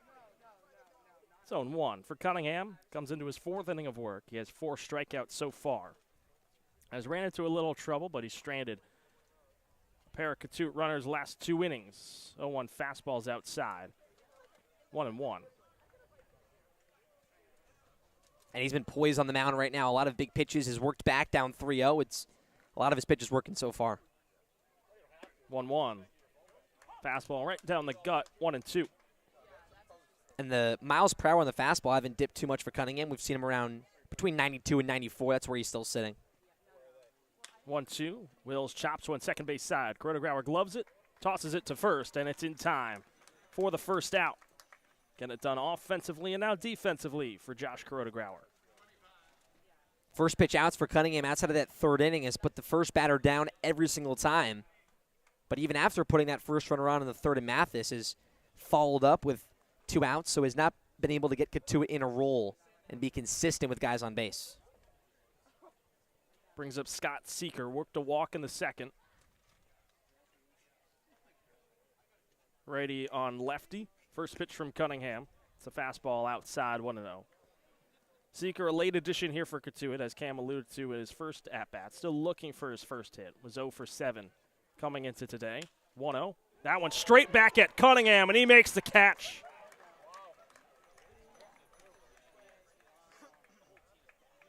That changeup going straight back where it came from in the two-way. What a reaction time there from Cunningham. That one right by his hip on the left side of his body. And just a line drive right back at him, helping himself on the bump. Just has to get through the righty and Trotter Harlan, and it's a first pitch strike on the fastball. Right at the bottom of the zone, 0-1. Would be the first 1-2-3 inning for Cunningham. The 0-1. Check swing on the breaking ball. It's down low, pops away from Bender. An appeal down to first. And Chris Scott, the first base umpire, said that he did not go around. Count evened at 1-1 with two-way. 5-0 Bourne lead. 3 in the second, 2 in the fourth off the 2-run home run from Josh Kuroda-Grauer. 1-1. Fastball low and away, 2-1. For Harlan, he's 0 for 1. Struck out looking back in the second inning.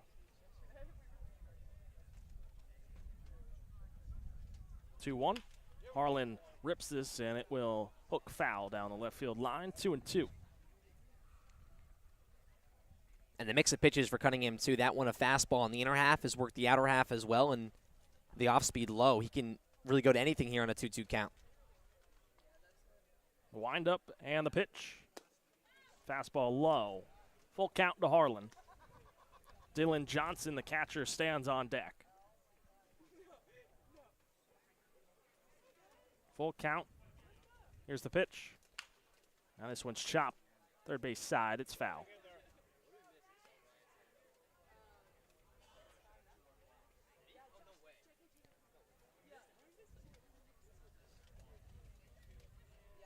Three-two. Bouncer back up the middle. Cunningham can't pick it up as he spins his glove around. This will roll into center field for the fourth Cotuit hit. First of the night for Trotter Harlan. What a play that would have been for Cunningham, just throwing his glove on the other side of his body. If he nabbed that one, would have just had everything working on the mound, helping himself already on a line drive.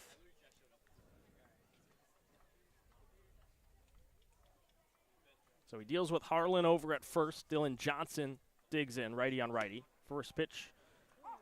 It's a breaking ball, called for a strike on the outer portion.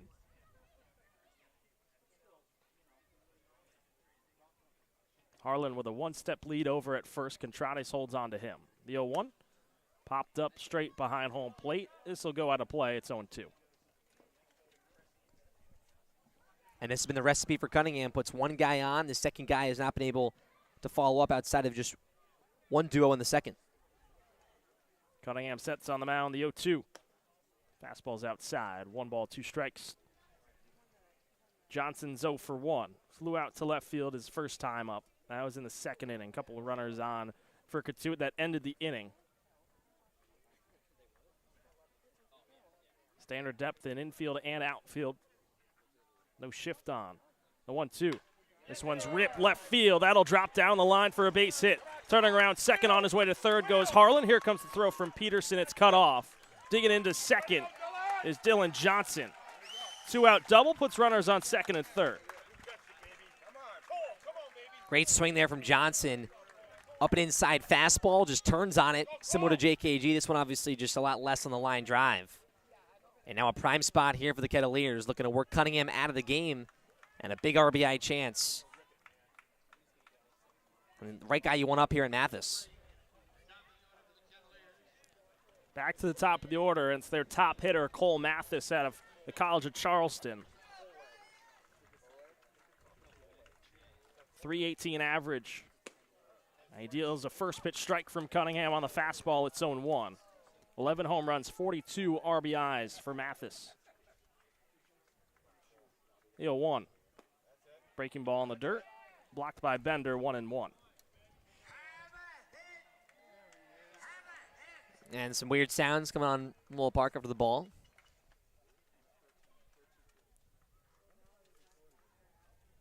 Righty on righty against Mathis, the 1-1. This is popped first base side. It'll tail out of play. And the Braves are going to keep it where it is right now. Another jam. Can Cunningham work out of it? Here's the 1-2. Mathis line drive right field. That'll split the gap. One run and is in. Here comes Johnson around third. He'll score as well. Mathis delivers a 2-run double. Cotuit's on the board. It's 5-2. Right guy, you went up there, and Mathis, a nice in-and-out drive to right center field. 44 RBIs now for Mathis. He's been mashing this season. And just a miss there from Cunningham, a pitch he wants back. You know, a prime spot here for Cotuit to keep this one going. Have to do it with 2 outs. As that brings up Sean Keys, the hot-hitting left-handed third baseman.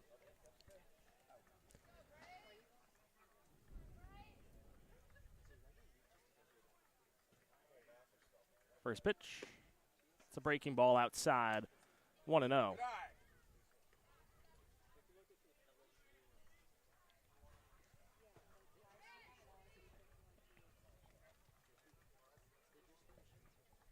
From Cunningham. Fastball is clipped straight back. 1-1.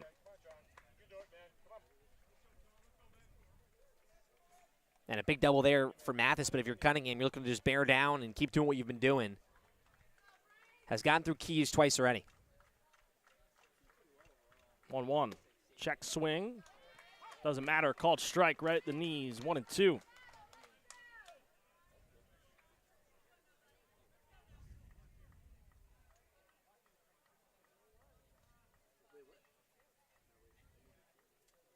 Cunningham looks over at Mathis at second. The 1-2 home.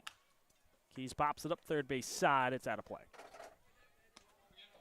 We've seen a lot of 2-strike fastballs from Cunningham, but what he's done is he's gone to the fastball, and on the next pitch is followed up with an off-speed trying to get Cotuit to chase. They haven't recently, so we'll see what Cunningham goes to here. 1-2. Keys lifts it in the air, right field.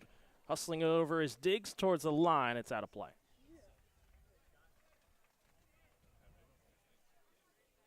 Good battle swing there from Keys, just out in front. Good spot once again from Cunningham.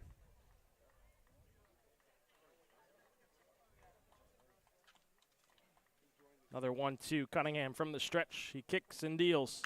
Keys pops this one up. This will stay on the infield. Vasti now drifts back a little bit towards left center field, and he's able to make the catch for the third out. Cotuit picks up a pair on the RBI double from Cole Mathis. We head into the fifth. It's a 5-2 Bourne lead.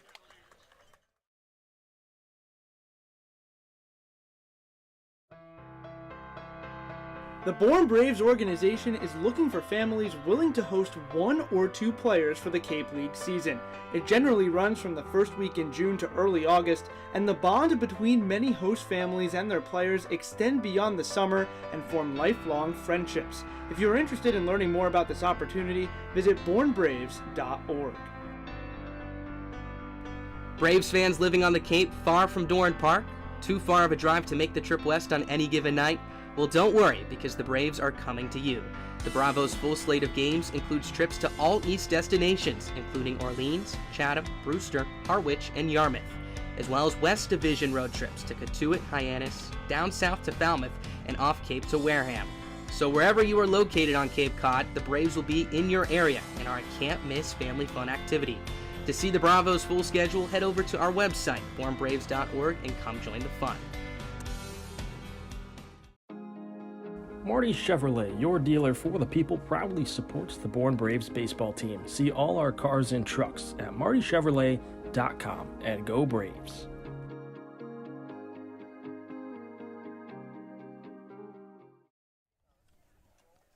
Back at Lowell Park on the Bourne Braves Broadcast Network, we're into the fifth inning. It's 5-2 Bourne. Cotuit put up its first 2 runs on the 2-run double from Cole Mathis, top hitter in the Cape League this season. Picks up RBIs number 43 and 44. It's 4, 5, and 6 for the Braves here in the top of the fifth, facing Cullen McKay. Begins with Bryce Eblin. First pitch swing for him, a ground ball right side, backhanded by the first baseman and Mathis. He'll take it to the bag himself. 1 away. Nice first down here for Cotuit, getting that offense going, looking to just keep it where it is and continue to tack on. A lot of baseball left. McKay got 2 quick outs in the top of the 4th, then gave up a walk to Vastine, and Josh Kuroda-Grauer drove one over the left field fence for his first home run of the season. Made it 5-0 Bourne. New Contranes digs in. First pitch swing for him. It's a high chopper back up the middle. Backhanded by Harlan on the other side of the second base bag, and he picks it up and fires to first for 2 quick outs, 2 pitches, 2 away. 2 big pitches here from McKay. Quick strikes in the zone, ground balls, pitching low. And nice for Cotuit, looking to keep momentum on their side after 2 runs in that bottom half. Kendall Diggs now comes up to bat. First pitch to Diggs. He takes breaking ball in the inner half, 0-1. Diggs struck out and walked for him so far. No shift on in the infield or the outfield, the 0-1. Diggs a ground ball, second baseman Harlan picks it up on the move, fires to first, it's high, and it's in time. Trotter Harlan, a beautiful play. A nice 1-2-3, top of the 5th. Cotuit starting to gain some momentum. It's 5-2 Braves as we head to the bottom of the 5th here on the Bourne Braves Broadcast Network.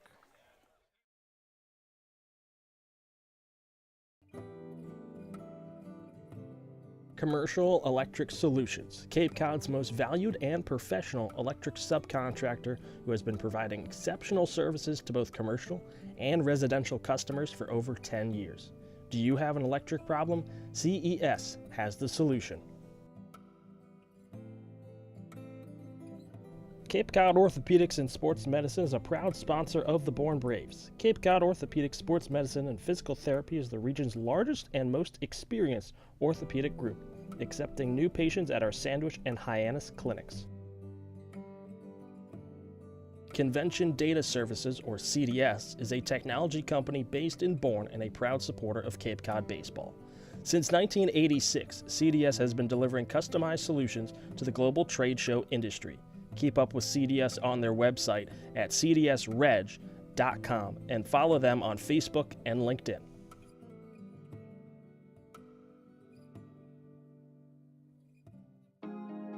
Marty Chevrolet, your dealer for the people, proudly supports the Bourne Braves baseball team. See all our cars and trucks at martychevrolet.com and go Braves.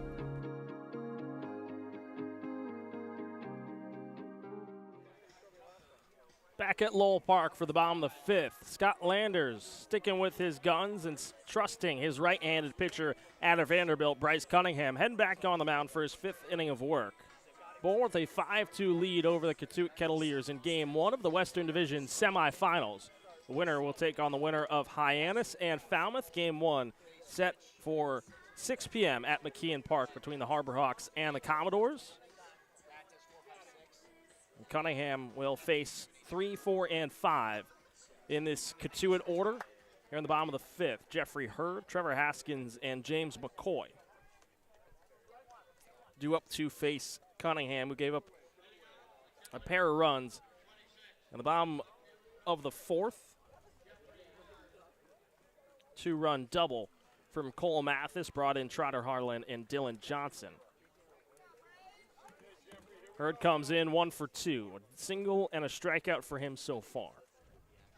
Cunningham kicks the first pitch.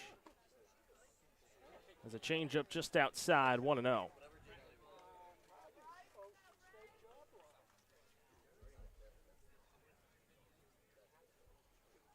1-0.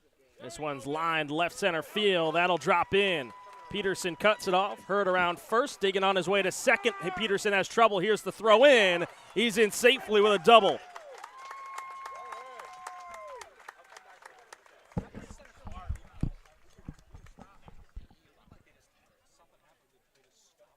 Smart hit there from Hurd, just going in and out to left center. Once again, a good spot there from Cunningham. Low and outside a little bit to the lefty, but Cotuit now putting good swings on the baseball. It's now the 7th Cotuit hit. They've had one in every inning. Brings Trevor Haskins to the dish. Right-handed hitter steps in. First pitch from Cunningham. Chop straight back towards us.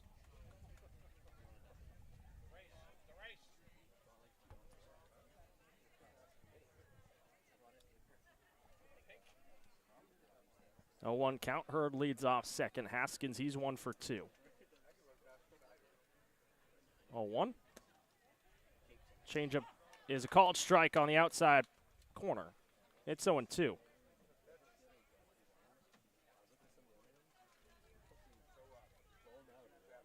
Grauer shading towards second base. Holding on to the runner and Hurd. He'll step back. The 0-2 from Cunningham. Fastball is a touch low, 1-2. And Bourne trying to just ride their starter and their horse here in Cunningham. Big spot here to get out number 1, not allow a run with no outs.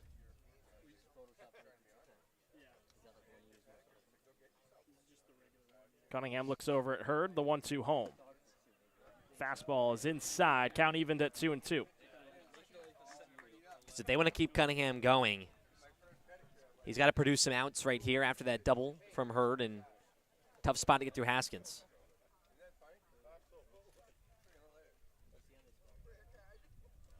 Two. Haskins drives it the other way, and that's into the woods. Down the right field line. Count stays where it is. 2 balls, 2 strikes, nobody out. Hurd off second base after a leadoff double. Second leadoff base runner for the Kettleers.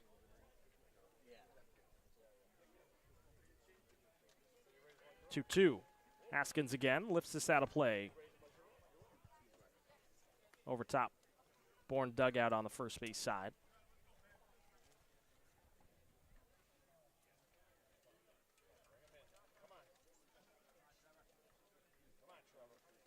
2-2 count. Cunningham from the stretch looks over at Hurd from the first base side of the rubber. 2-2. The fastball's outside.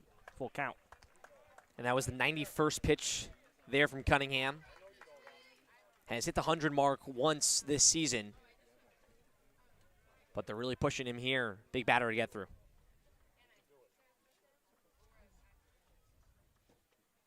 Payoff pitch. Here it comes. Ground ball straight to Vastine at second. He gobbles it up, takes his steps, fires to first. It's a strike. Nice stretch from Contrades, 1 away.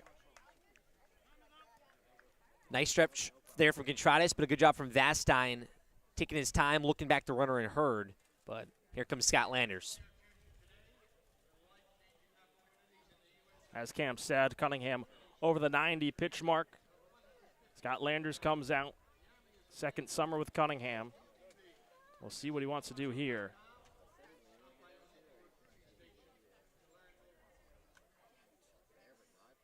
Been a really good outing here for Cunningham so far.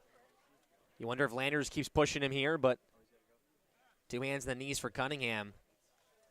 Some fist bumps from the infield. Bourne's going to the bullpen. Bryce Cunningham goes 4 1/3 innings of great baseball. Started to give up some hits towards the tail end. Cotuit got a pair in the bottom of the 4th. But Cunningham, great first start for him in game 1. He'll depart. New pitcher coming on the mound. It'll be Tristan Levesque, left-hander out of URI. We'll get you everything you need to know as we step aside here on the Bourne Braves Broadcast Network.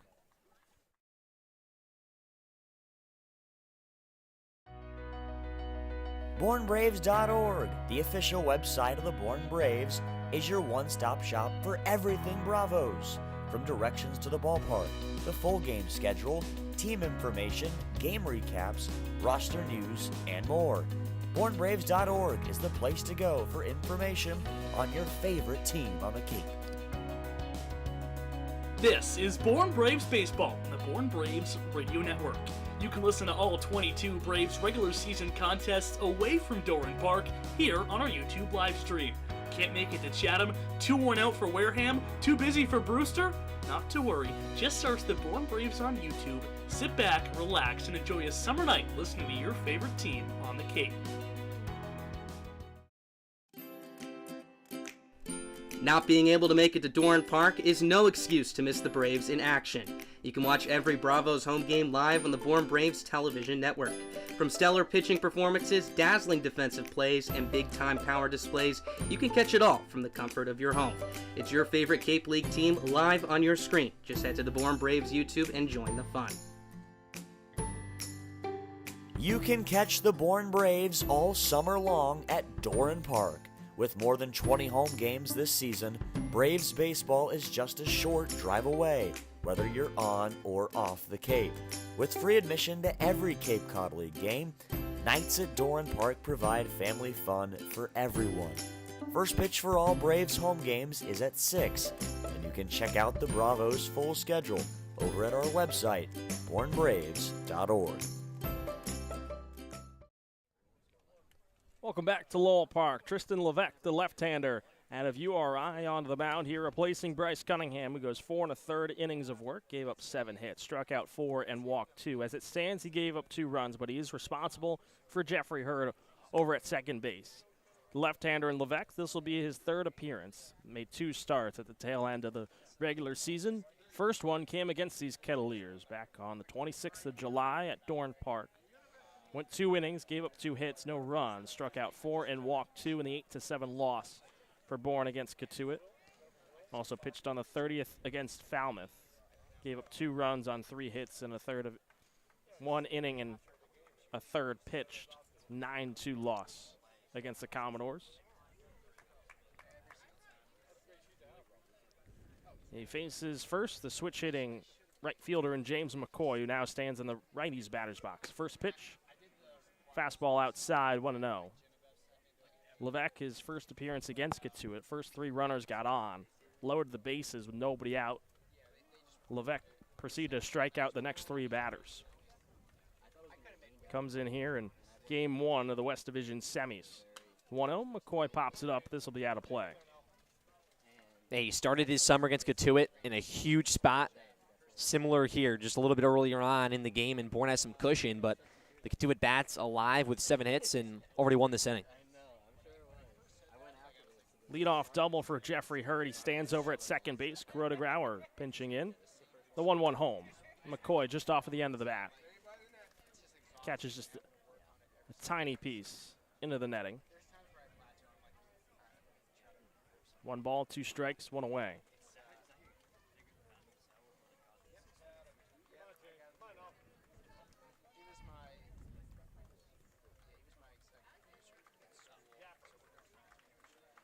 A 1-2 from Levesque. Swing and a miss.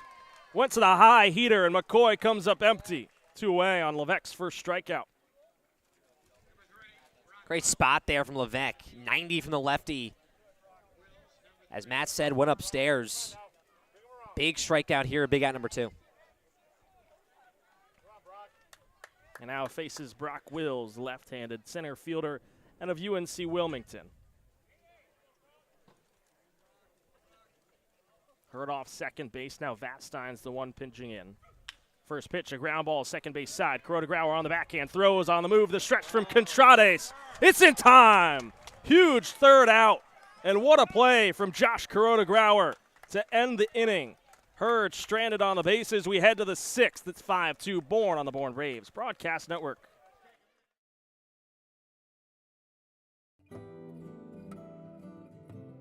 Commercial Electric Solutions, Cape Cod's most valued and professional electric subcontractor who has been providing exceptional services to both commercial and residential customers for over 10 years. Do you have an electric problem? CES has the solution. Cape Cod Orthopedics and Sports Medicine is a proud sponsor of the Bourne Braves. Cape Cod Orthopedic Sports Medicine and Physical Therapy is the region's largest and most experienced orthopedic group, accepting new patients at our Sandwich and Hyannis clinics. Convention Data Services, or CDS, is a technology company based in Bourne and a proud supporter of Cape Cod baseball. Since 1986, CDS has been delivering customized solutions to the global trade show industry. Keep up with CDS on their website at cdsreg.com and follow them on Facebook and LinkedIn.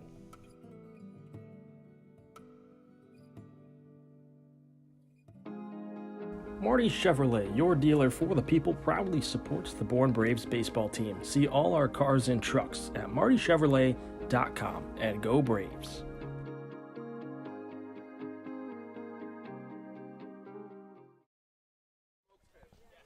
Into the top of the sixth in game one of the Western Division semifinals between Bourne and Cotuit. It's 5-2 Braves. Sam Peterson will lead off here in the top of the sixth inning. 7, 8, and 9 set to face Cullen McKay, the right-hander out of Virginia, coming into his third inning of work. First pitch is a breaking ball upstairs and inside, 1-0 to Peterson. Picked up a double, or rather an RBI single in the second, came around to score in the 3 spot for Bourne. Struck out looking his last time up. The 1-0 fights it off and sends it out of play. First base side, it's 1-1.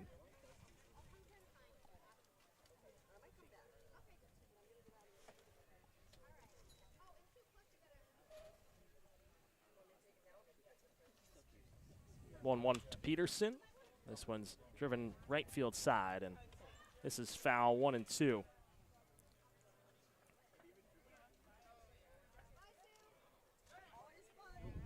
Just one leadoff base runner for Bourne so far this evening. That was Bryce Eblin when he was hit by a pitch. A 1-2 for McKay. Breaking ball's outside. 2 balls and two strikes to the right-handed hitting left fielder out of Iowa. Garrett Michelle is on deck, and then it's Gage Harrelson. If anyone gets on, it'll be the top of the order with Jonathan Vastine. 2-2. Peterson fights it off, just catches a piece, and it goes to the fence behind home plate.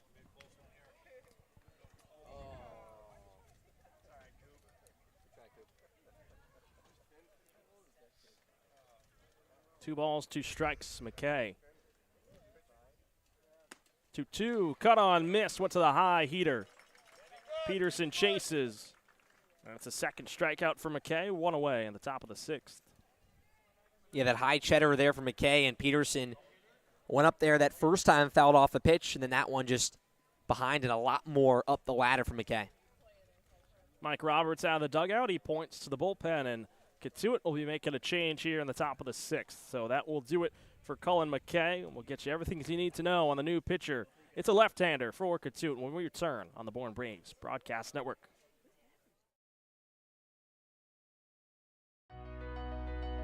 BourneBraves.org, the official website of the Bourne Braves, is your one-stop shop for everything Bravos.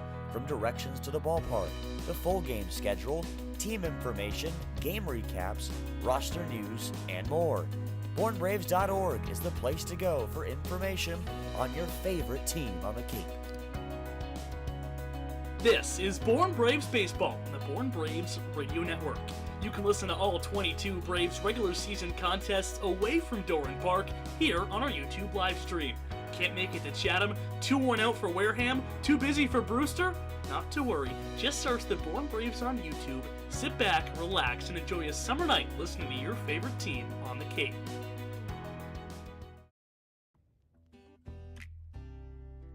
Cape Cod Healthcare is proud to be the official healthcare sponsor of the Cape Cod Baseball League.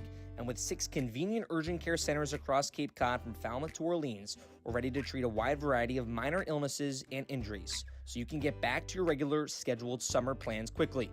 Open daily with no appointment needed and staffed by board-certified ER providers. View wait times at capecodhealth.org. Cape Cod Health Urgent Care, minor emergencies, major attention.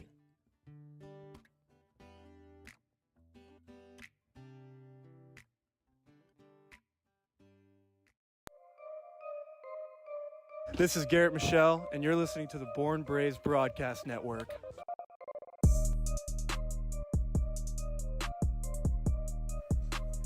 Welcome back to Lowell Park. Left-hander out of George Washington, it's Teddy Brennan.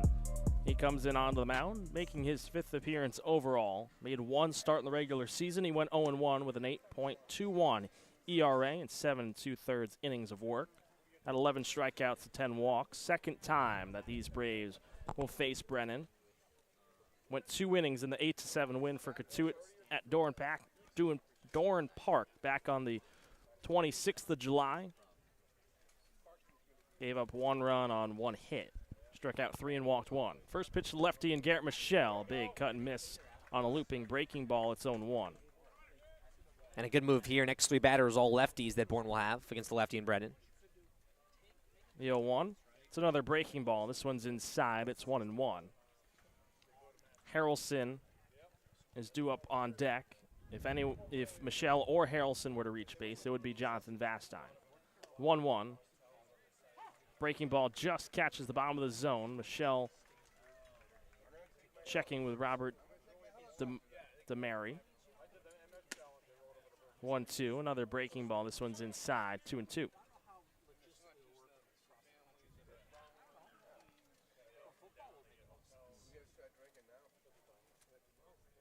Brennan glove at his face. High leg kick to 2-2. Michelle rips this. This will be into right field for a base hit. Garrett Michelle, his second base hit of the night, puts a runner on first with 1 away. Yeah, Garrett Michelle continues to stay hot for the Braves. Another multi-hit game for him. Picked up 2 hits against Hyannis. He's been very, very good in his last 4 coming into this one. Gage Harrelson now comes in, another lefty like Cam said. Michelle leads off first. Mathis holds on to him. First pitch to Harrelson. This is just clipped off his bat foul. Straight back, it's 0-1.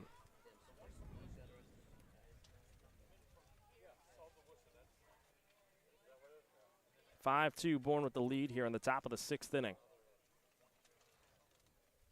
The 0-1. Breaking ball down and away, 1-1.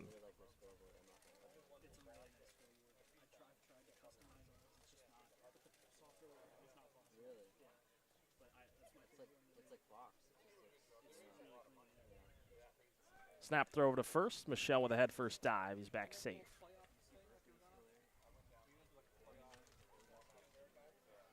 And a big spot here for the Braves as this game goes on. More and more needed for some insurance. Third baseman Keys on the infield grass, the 1-1. Down and away in the dirt. Picked by Johnson. Count moves to 2-1. No shift on in the infield or outfield. Center fielder and Wills about maybe 5-10 steps towards the right center field gap. Haskins and Harlan up the middle before the 2-1. Another throw over to first. Michelle's back safe. Not really pinching, but they're towards double play depth, a couple of steps in front of the outfield grass. 2-1. Mathis, ground ball back up the middle. It's out of reach for Harlan and into center field. Michelle turns around second. He'll hold there. Back-to-back base hits for Michelle and Harrelson. Puts runners on first and second with 1 away for Jonathan Vastine. Nice swing there from Gage, just slapping that one up the middle. He's looking to get back on track. His first hit since Polar Park, but gives that top of the order a big chance here. Vastine walked and scored his last time up in the 4th. That was the last run for Bourne. He shows bunt. This one's popped up first base side. Brennan hustling over, and he makes the catch. Harrelson and Michelle stay put. Bourne trying to go small ball down the first base side, and this just pops up off the bat of Vastine. 2 away. Yeah, tough there for Vastine, who's put a few bunts down this summer that have been good and just popped that one up. Good read from Brennan. Had to do it himself straight off the mound. Here comes Josh Kuroda-Grauer. 2-run home run his last time up in the 4th. Runners off first and second. Brennan from the set. First pitch spiked in front of home plate. 1-0.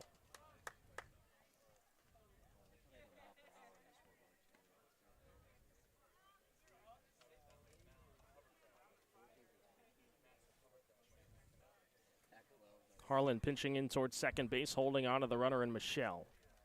1-0 home. It's a breaking ball right into the heart of the zone, 1-1.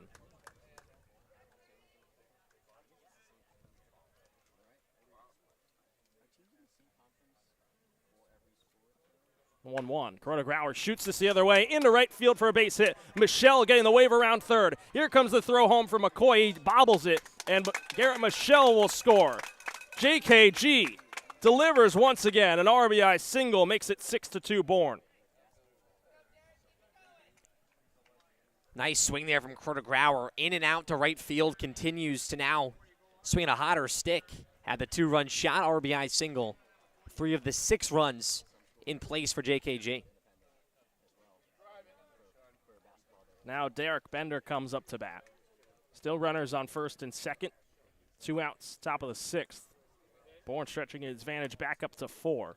First pitch fastball is outside to Bender, and it's 1-0.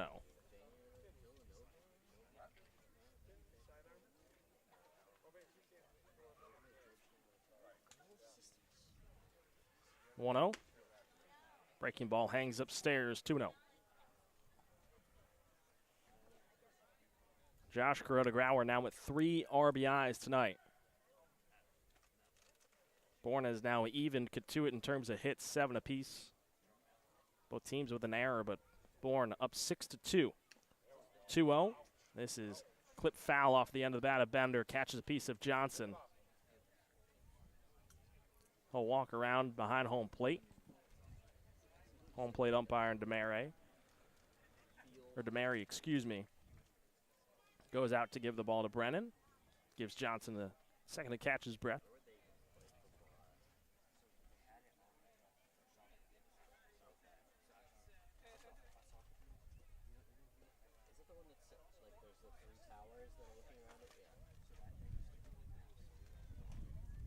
Two 2-1 count, the pitch from Brennan. Bender a high drive, right center field, long run for McCoy, battling the sun, racing over, it's over his head. Here comes Harrelson, he'll score. Curtis Grauer getting the wave around, turning and burning on his way home. Derek Bender, a 2-run double. Bourne makes it 8-2 in the top of the 6th. First hit in this one for Bender. And it took him 4 at-bats, but that one just a great piece of hitting just out of the reach of McCoy. And Bourne needed this inning. Cotuit going to the bullpen once again to tack on. Huge 6-run lead. The 4th hit against Brennan since he's come out of the bullpen. First pitch to Bryce Zeblin. This is a breaking ball that he drives into right center field. That'll split the gap. Bender, the instant green light over at third. Here comes the relay throw home. It's cut off. Bryce Zeblin, first pitch swinging. It's 9-2, Bourne. It's contagious right now for the Bravos. 5th hit on the inning for them. Driving in runs, JKG, Bender, now Eblin joining the party. And Bourne right now, some flashes of what we've seen this summer at Lowell Park. New Contrades now digs in. First pitch, fastball's upstairs, 1-0. I'm struggling to keep up in my book right now.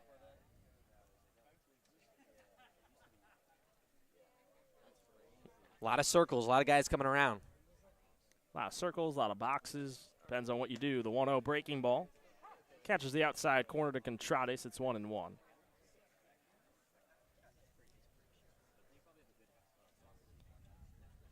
3 straight RBI hits for the Braves. 1-1. Slow roller back up the middle. Gloved by Haskins. He'll take it to second himself, and that will end the inning. But Bourne puts up 4 runs in the top of the 6th. It's 9-2 Braves, heading to the bottom half here on the Bourne Braves Broadcast Network.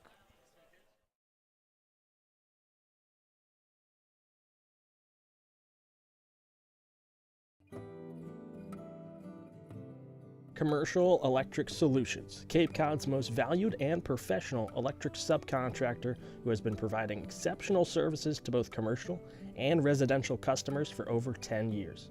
Do you have an electric problem? CES has the solution.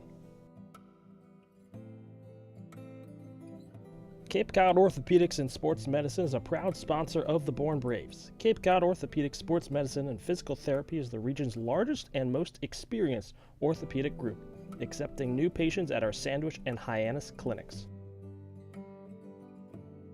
Convention Data Services, or CDS, is a technology company based in Bourne and a proud supporter of Cape Cod baseball. Since 1986, CDS has been delivering customized solutions to the global trade show industry. Keep up with CDS on their website at cdsreg.com and follow them on Facebook and LinkedIn.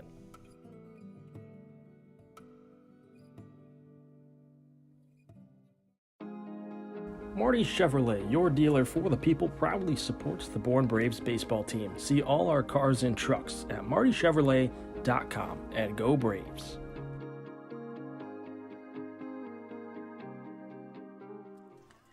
Four runs in the top of the sixth inning for the Braves. It's 9-2. Bourne over Cotuit as we head to the bottom of the sixth here on the Bourne Braves Broadcast Network.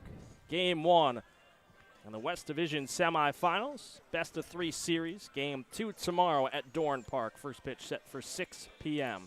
Tristan Levesque heading out for his first full inning of work. Came in with one away in the bottom of the fifth. Man on second. Got a strikeout and a ground out to end the inning. They'll face the lefty and Scott Seeker, followed by back-to-back righties in Trotter Harlan and Dylan Johnson. Here in the bottom of the sixth. Matt Scalzo alongside Cam Manna. Happy to be with you here on a beautiful Friday evening on the Cape. Levesque, glove at his face, sets on the mound. The windup and the first pitch to Seeker is a fastball painted outside, 0-1. And a big sixth inning for Bourne, extending this lead, getting comfortable now, and a lot more work for Cotuit to do. 0-1. Seeker golfs this one out to straightaway center field. Harrelson takes a couple steps in, and he makes the catch for the first out. Big out number 1 there for Levesque. And you continue to shift momentum. You're on the road. Cotuit has a lot on their side, but Bourne right now hitting the baseball well, looking to translate that here and just stay in the driver's seat in this bottom of the sixth and as the game goes on. Trotter Harlan comes up to bat. First pitch from Levesque. Fastball runs up stairs. It's 1-0. Harlan's 1 for 2. Struck out looking back in the second, singled and scored in the fourth. The 1-0. This one's popped up straight up and out of play. Count evened at 1-1.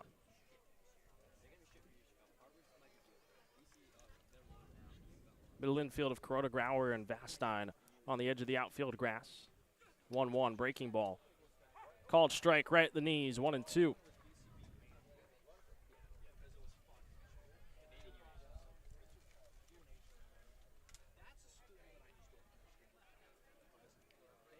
The 1-2. Swing and a miss. Harlan down on strikes. Beautiful breaking ball from Levesque. Gets Harlan to chase. 2 gone on Levesque's second strikeout. Great breaking ball there from Levesque. Ton of break. Low and inside to the hitter there in Harlan. And Levesque, another big spot he comes into out of the bullpen and is answered the call. Dylan Johnson's also 1 for 2. First pitch, he's out in front. Just catches a tiny bit of the piece of the off speed from Levesque, and it's 0-1.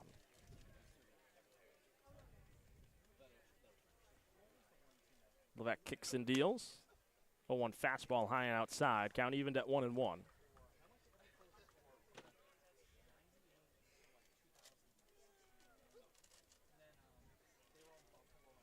Working quickly, here's the 1-1 from Levesque. Johnson sends this in the air. Shallow right field. Coretta Grauer calls everyone off, and he makes the catch for the third out. The first 1-2-3 inning for Bourne in the bottom of the sixth. Momentum starting to turn in Bourne's favor as we head into the final 3 innings here on the Bourne Braves Broadcast Network. I'll hand play-by-play off to Cam Manna. He'll take you the rest of the way.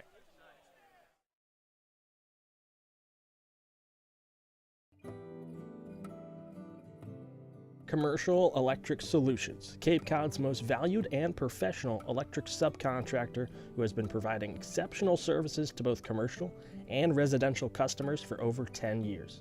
Do you have an electric problem? CES has the solution. Cape Cod Orthopedics and Sports Medicine is a proud sponsor of the Bourne Braves. Cape Cod Orthopedic Sports Medicine and Physical Therapy is the region's largest and most experienced orthopedic group, accepting new patients at our Sandwich and Hyannis clinics. Convention Data Services, or CDS, is a technology company based in Bourne and a proud supporter of Cape Cod baseball. Since 1986, CDS has been delivering customized solutions to the global trade show industry.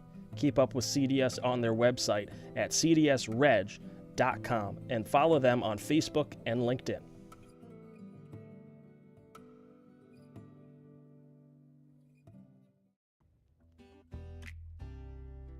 Cape Cod Healthcare is proud to be the official healthcare sponsor of the Cape Cod Baseball League. And with 6 convenient urgent care centers across Cape Cod from Falmouth to Orleans, we're ready to treat a wide variety of minor illnesses and injuries, so you can get back to your regular scheduled summer plans quickly. Open daily with no appointment needed and staffed by board-certified ER providers. View wait times at capecodhealth.org. Cape Cod Health Urgent Care, minor emergencies, major attention.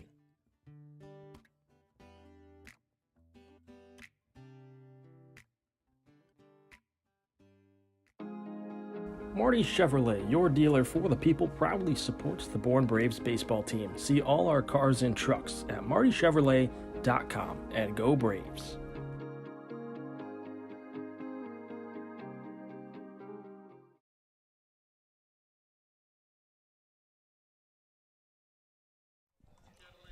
Top of the 7th inning here from Lowell Park. It's a 9-2 Bourne lead over Cotuit. Game 1 of the West Semis, the Braves and the Kettleers. It's 6-7-8 for Bourne. Kendall Diggs, Sam Peterson, and Garrett Michelle. And Ben Koval, the righty at University of Pittsburgh, now on the mound. 1-0 so far this summer. Second time he'll face off against Bourne as a 9 ERA. He'll work from the windup. First pitch to the lefty, Diggs. Breaking ball called strike.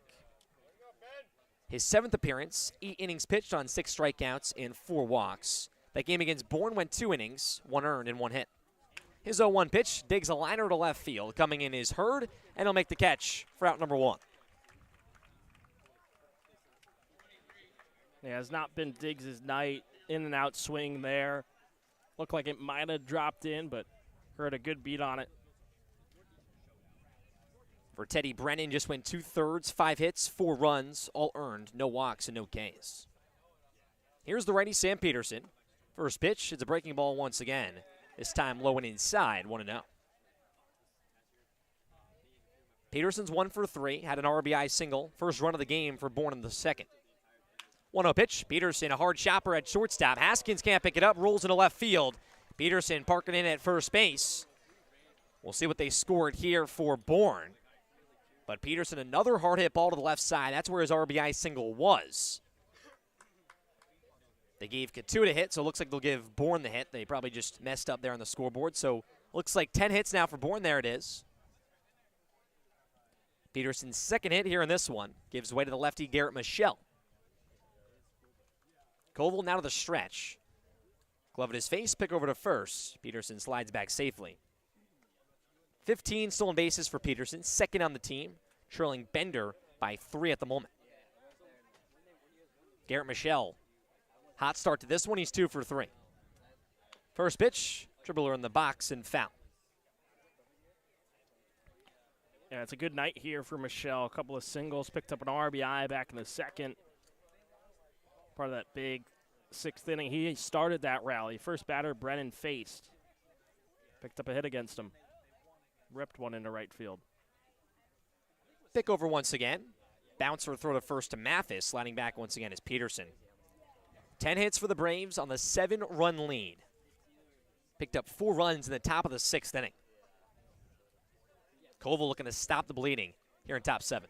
0-1 pitch. Michelle, a deep drive to right field. McCoy going back. Track, wall, looking up, and this ball is out of here. Garrett Michelle. His bat is burning in this one. His 5th home run. It's a 2-run shot. Makes it 11-2 Bravos.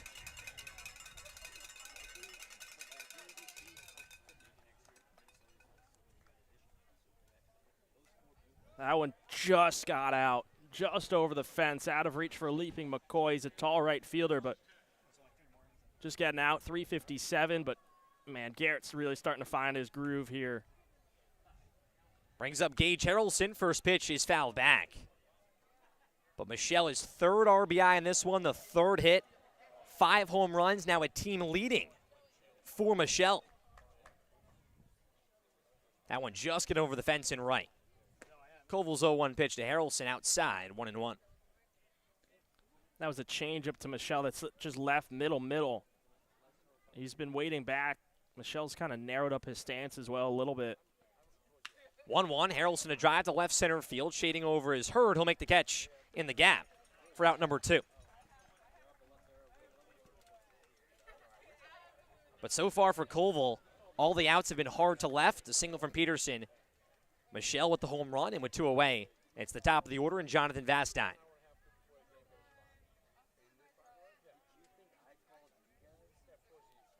11-2 lead for the Bravos here in the top of the 7th. Colville from the windup. First pitch to Vastine. Off the mark outside, 1-0. Vastine 0 for 3, walked and scored in the 4th. Here's the 1-0 pitch. A chopper at first base. Mathis picks it up. He'll take it himself to the bag to end the inning. But 2 hits for Bourne on the 2-run home run from Garrett Michelle. Makes it 11-2 Bravos here in the top of the 7th inning. We'll head to the bottom half. Bourne looking to stay hot on all cylinders when we return to the Bourne Braves Broadcast Network.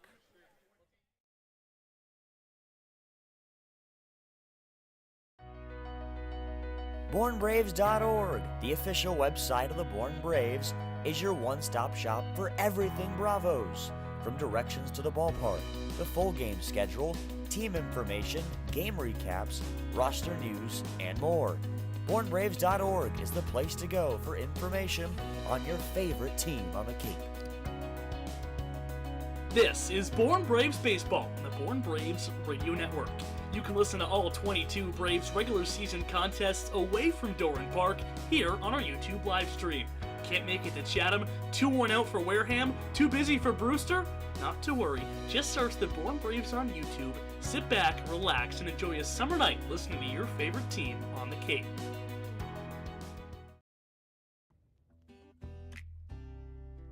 Cape Cod Healthcare is proud to be the official healthcare sponsor of the Cape Cod Baseball League. And with 6 convenient urgent care centers across Cape Cod from Falmouth to Orleans, we're ready to treat a wide variety of minor illnesses and injuries, so you can get back to your regular scheduled summer plans quickly. Open daily with no appointment needed and staffed by board-certified ER providers. View wait times at capecodhealth.org. Cape Cod Health Urgent Care, minor emergencies, major attention.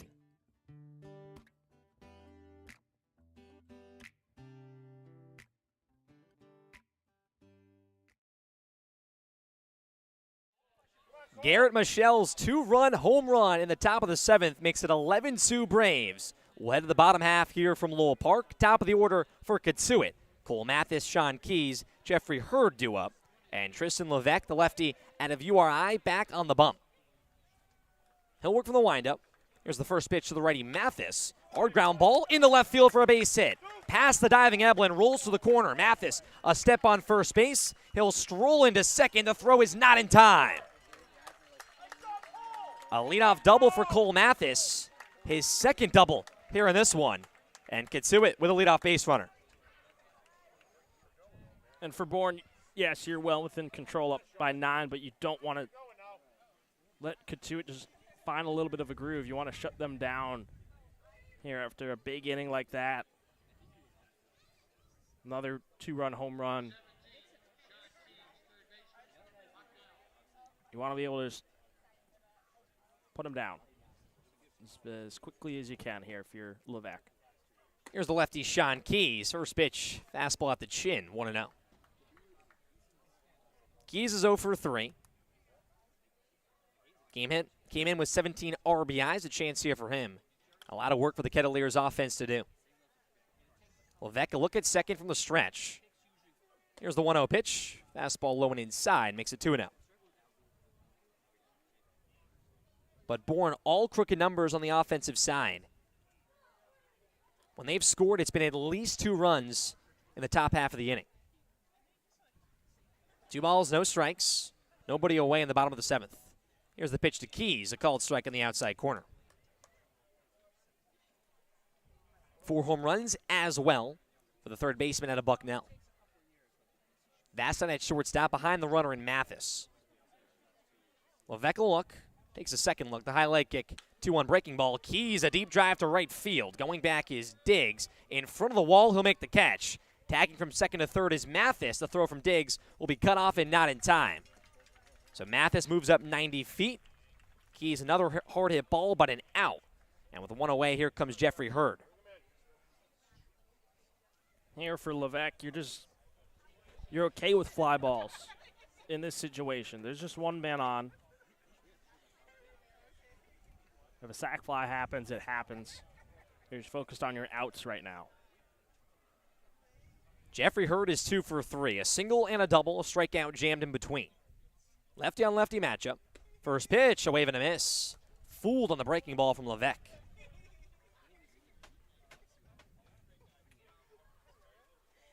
The 2 RBIs all in the hands of Mathis. He's off third base. Levesque's 0-1. This one off the mark outside, 1-1. Hurd's been hot. 4 hits in his first 6 at-bats on the Cape. His second game is here in the playoffs. Levesque's 1-1. A deep drive here from Hurd. Left center field. Harrelson at the warning track makes the catch in the gap. Tagging from third is Mathis, so Cotuit gets 1 on the board on the sac fly from Jeffrey Hurd. They make it 11-3, but a sigh of relief for Bourne that one wasn't over the fence. That was a really hard-hit baseball there from Hurd. Got his hands around quickly. Had that sound, had that ball flight, 95 off the bat, goes 366, but Harrelson, he's got plenty of speed out in center field, tracks it down. You get that second out, bases are empty now. And the hitter, Trevor Haskins, first pitch to the cleanup guy. It's low, 1-0. Coming into this game, no, Matt, sorry, you can go. I personally, I think Scott Lander's likely probably going to the bullpen after this inning here from Levesque. From the windup, 1-0 pitch. Hard ground ball at Eblin at third. A scoop from him, but it goes under his glove and into left field. Haskins will get on. Looks like it'll be the second error for the Braves in this one, and it will be. An E5 for Eblin. Don't see that too often, so Cotuit stays alive here in the bottom of the 7th. Brings up James McCoy.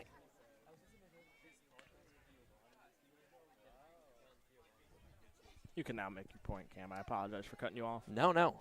I was just going to say, coming into this game, offenses, Bourne was second in average, Cotuit in 4th, just separated by .05. First pitch here to McCoy. This one's low from Levesque, makes it 1-0. Second time Haskins will reach base. Had a single back in the 3rd. 8 hits for the Kettleers on their 3 runs. Levesque looking to keep it here. Pick over to first base. Sliding back is Haskins. Game 2 tomorrow, 6 p.m. first pitch from Dorn Park. If the Braves can keep it here, a chance to win it tomorrow night. Levesque a long look at first base. Here's the 1-0 to McCoy. Low and outside, back to the breaking ball, makes it 2-0. McCoy's 0 for 3. 2 flyouts and a strikeout back in the 5th. That was the first batter that Levesque faced. Waves his bat twice. Normal depth for the Bourne defense. Levesque's 2-0 pitch. Fastball up and outside. 3 straight balls to the righty McCoy. McCoy a switch hitter. Batting right here against Levesque. Started off in the lefty's batter's box against Cunningham. Levesque looking to work back. 3-0 pitch. Fastball at the knees, a called strike. Cotuit, their 2 runs were scored in the 4th. Made it a 5-2 game. Picked up 1 here so far in the bottom of the 7th. Levesque fires in the 3-1 pitch, a swing and a miss. Works it all the way back full.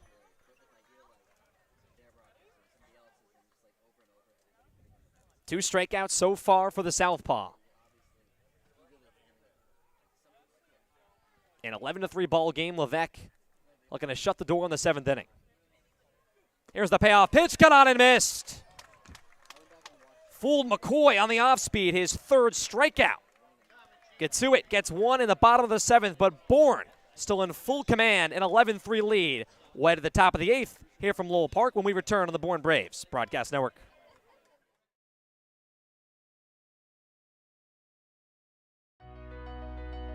BourneBraves.org, the official website of the Bourne Braves, is your one-stop shop for everything Bravos. From directions to the ballpark, the full game schedule, team information, game recaps, roster news, and more. BourneBraves.org is the place to go for information on your favorite team on the Cape. This is Bourne Braves Baseball on the Bourne Braves Radio Network. You can listen to all 22 Braves regular season contests away from Doran Park here on our YouTube live stream. Can't make it to Chatham? 2-1 out for Wareham? Too busy for Brewster? Not to worry, just search the Bourne Braves on YouTube, sit back, relax, and enjoy a summer night listening to your favorite team on the Cape.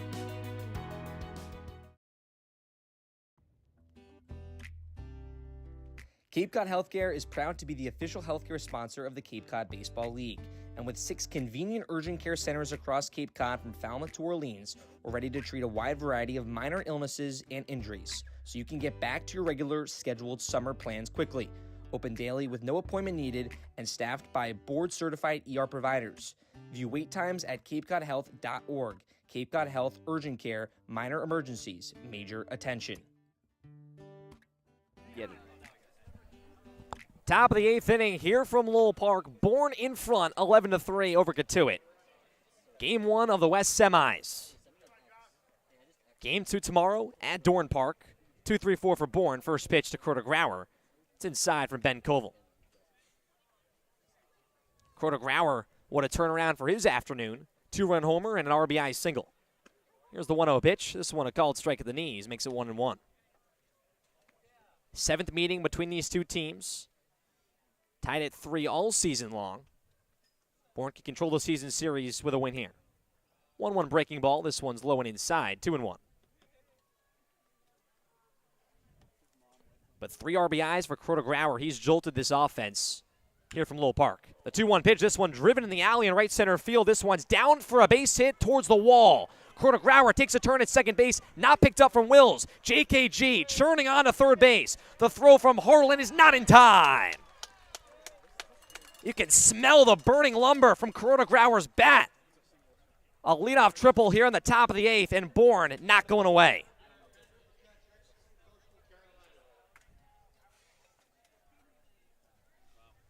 Man, I mean, he's just feeling good on right now.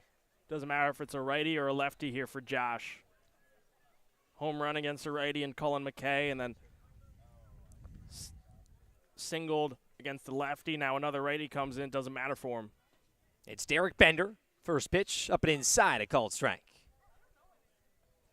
3 straight at-bats for Crota Grauer. Home run, single, and picked up a triple. Gives way to Bender here, who had an RBI double in the 6th. Koval from the stretch. 0-1 pitch, breaking ball outside, 1-1. This is what you need if you're Bourne. Someone like Josh, who's a leader in the dugout, comes in every day ready to work. And, you know, Allie talked about in her hit. He knew it was coming. He knew that slump was going to break. Koval's 1-1. Low and outside. Bender not biting on the breaking ball. Makes it 2-1. And another guy who's a returner, a captain, a leader for this team. That bat finally coming alive here for him on the biggest stage of his season. Derek Bender looking to pick up hit number 2. Koval's 2-1. Big swing and a miss from Bender. Just missing that slider, 2-2. 22 RBIs for Bender, picking up in this game. And now 10 RBIs for Crota Grauer. That was also his first triple. 2-2 pitch, wave and a miss from Bender, foul tipped into the glove. First strikeout here for Ben Koval, and 1 out in the top of the 8th.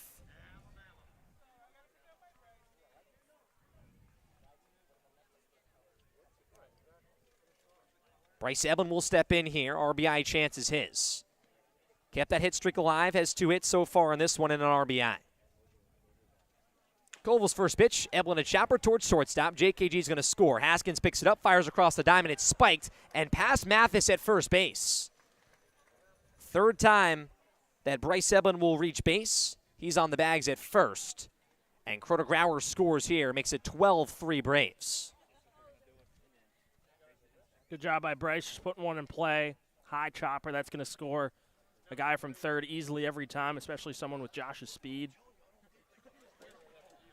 And you benefit from the second Cotuit error. That one, as Cam said, just spiked, just rushed a little bit from Haskins. You knew you had to score, though, with Josh leading off with a triple. First pitch to the righty New Contratus is a called strike at the knees. Smart job from Eblin either way, putting a ball in play. Carter Grauer easily scoring.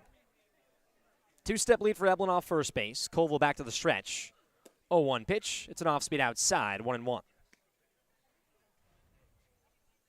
Contratus 0 for 3, walked and scored in the second, a part of a 3-run inning for Bourne.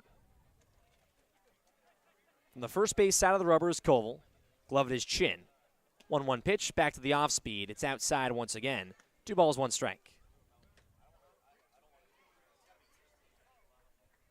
Middle infield pinching here for the Kettleers. The third baseman in Keys once again in on the grass.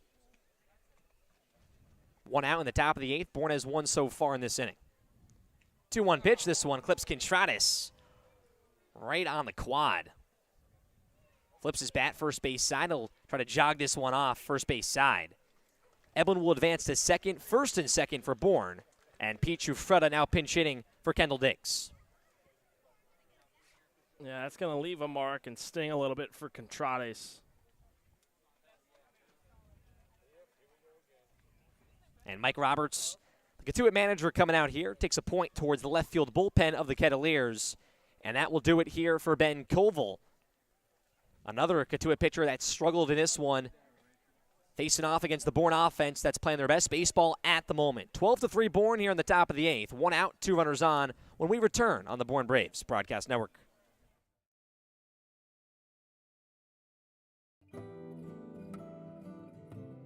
Commercial Electric Solutions, Cape Cod's most valued and professional electric subcontractor who has been providing exceptional services to both commercial and residential customers for over 10 years.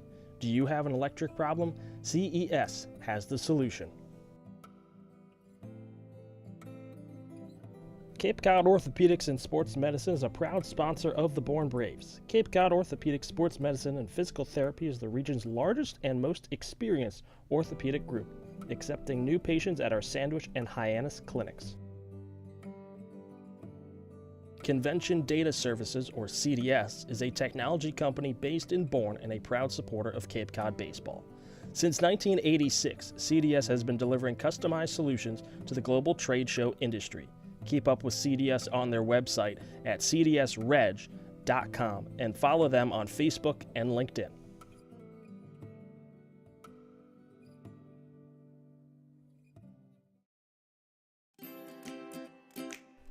Not being able to make it to Doran Park is no excuse to miss the Braves in action.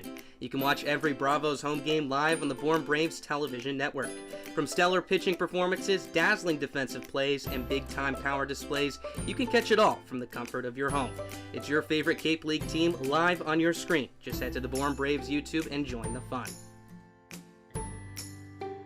You can catch the Bourne Braves all summer long at Doran Park. With more than 20 home games this season, Braves baseball is just a short drive away, whether you're on or off the Cape. With free admission to every Cape Cod League game, nights at Doran Park provide family fun for everyone. First pitch for all Braves home games is at 6, and you can check out the Bravos' full schedule over at our website, bournebraves.org. Back here in the top of the 8th inning, 1 out, 2 runners on for the Braves. It's Bryce Eblin at second, New Contratus at first. Aiden Hunter, the ready out of Charleston, is the new pitcher. He'll face Pete Giuffreda, who's pinch hitting here for Kendall Diggs. Bourne in front, 12-3. Another RBI chance for the Bravos bats. Hunter from the stretch, a look at second. His first pitch spiked and off Giuffreda's foot. And first pitch he sees, he'll walk down to first base. Another guy that's been an on-base machine this summer, replacing his teammate in Kendall Diggs, who has done the same thing this summer, 20 walks, almost a 10 hit by pitches. So bases now loaded for the Bravos, and Sam Peterson steps in once again. You can't really have a start that might be the first pitch that's really that tough to kind of have as Hunter. First pitch to Peterson, could be two. Haskins can't glove it at shortstop, dribbles into center field. Eblin scores. Here comes Contratus. No throw, he's in there. Runners now at the corners for the Braves. A 14-3 lead. A tough play for Haskins. High hopper. It takes that little extra hop that came up a bit higher. Kind of hit him right on his wrist. Inside, too. Pinch hitter here now for Bourne. It's Evan Sullivan. As Matt and I alluded to early on in the broadcast, played 5 games earlier on in this season. Back here with the Braves, one of the 3 catchers on the roster. Pinch hitting for Garrett Michelle. First pitch to him, ground ball, Hopper at second base. Harlan picks it up, on to second for one, Haskins to first. It's in time. A 4-6-3 double play to end the inning. Bourne in front, 14-3. They pick up a few more here in the top of the 8th inning. And we're once again joined now by Allie Navarrete. Thank you, Cam. Just thought I'd come over for a vibe check because it's been a while, and the Bravos have put many more runs on the board. Some insider information on what's fueling the Bravos today, besides Dunkin' Donuts, of course. I know that was Bryce Cunningham's pregame meal of choice, as it always is when he starts a game. But we've got Sour Patch, we've got the regular kind and the strawberry kind. I don't know if you guys have ever had those, but they're pretty good. I would say the person who is the biggest fan of the Sour Patch is Sam Peterson. Every time he comes off the field, he goes for those immediately. So those are fueling us, as well as the lovely chocolate chip cookies, as always, player favorite, that our wonderful athletic training intern Ellie's aunt and grandma make for the players. So we've got a lot of good treats in there for these good vibes here in Game 1. Well, Allie, candies, cookies, and baseball, and Bourne in front 14-3. Not much better here from Lowell Park in Game 1 of the West Semis. We'll head to the bottom of the 8th when we return on the Bourne Braves Broadcast Network.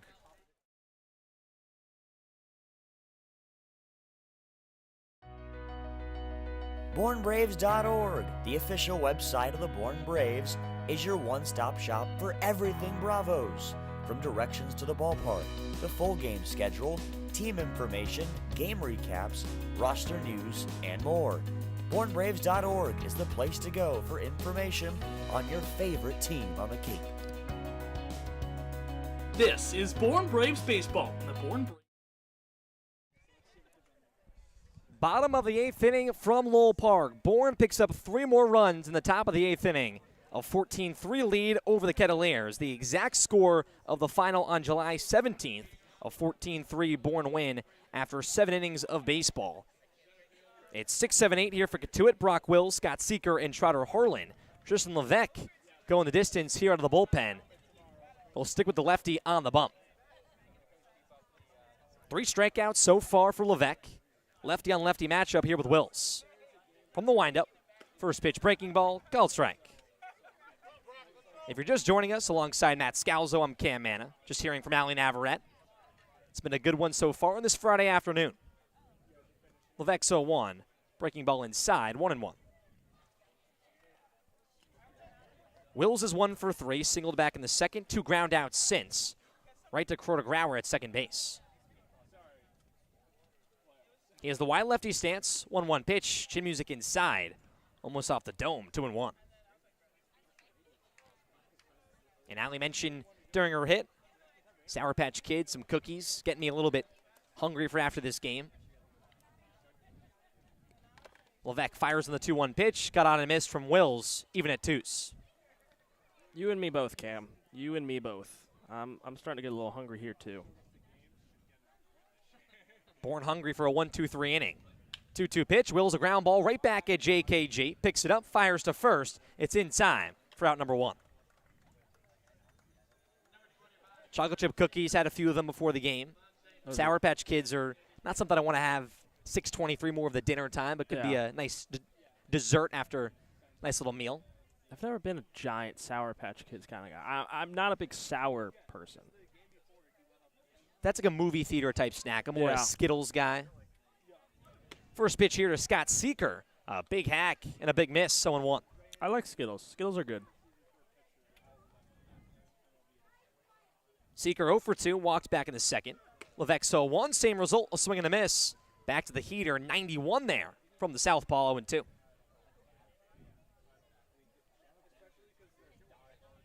Back to the windup, 0-2 pitch. And a get-out-of-jail-free card for Seeker right off his back.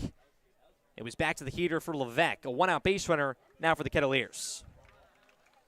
Yeah, that's one that just slips out of your hand for Levesque. Maybe get a little too amped up on him out. He's a high-energy kind of guy. Him and Bender have a laugh after that play there, but you just want to bounce back here if you're Levesque. Makes a lot of sounds on the mound is Levesque. Pitches with everything he's got. Here's the ready trotter Harlan. First pitch, wave and a miss. Levesque going to the off speed, 0-1. It's a good switch up there. Fastballs as of late, and you give him a breaking ball. He's working quickly. 0-1 pitch, dribbled foul, third base side.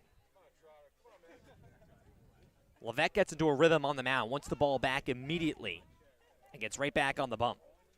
Has Harlan in an 0-2 hole. Pick over to first base.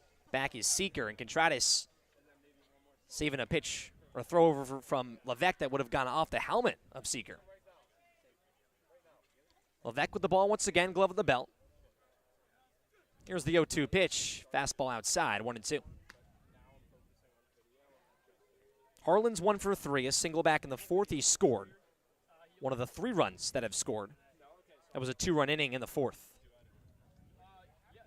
Levesque, a deep breath, the highlight kick. 1-2 pitch, fastball up and inside. Harlan not biting, even at 2s. Dylan Johnson to follow. Actually, a pinch hitter will get you that number, who's on the on-deck circle. Levesque looking to put down Harlan. 2-2 pitch, breaking ball low, and Harlan works it all the way back. It's full.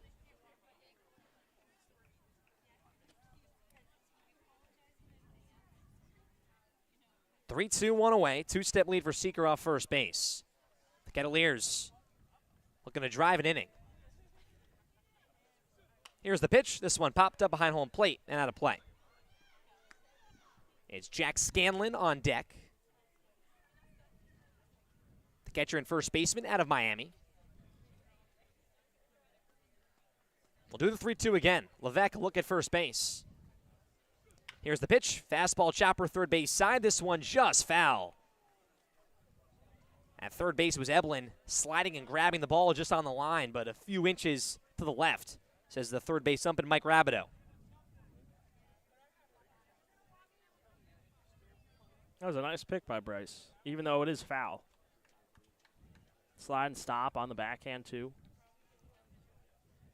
Long AB here for Harlan. Levesque, the 3-2 once again. Line drive up the middle. It's down in center field for a base hit. Seeker to second, Trotter Harlan. His second hit here in this one. First and second for the Kettleers with 1 out. And here's Jack Scanlon.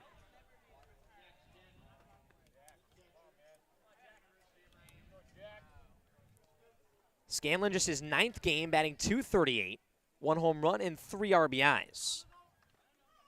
Scott Landers coming out of the first base dugout, going to talk to his pitcher in Levesque. You wonder if this does it for Levesque, who's pitched a lot out of the bullpen. Cunningham went 4 1/3 innings pitched. That's when Levesque came into the game. The whole infield will come in here, too, to talk to the lefty at a URI.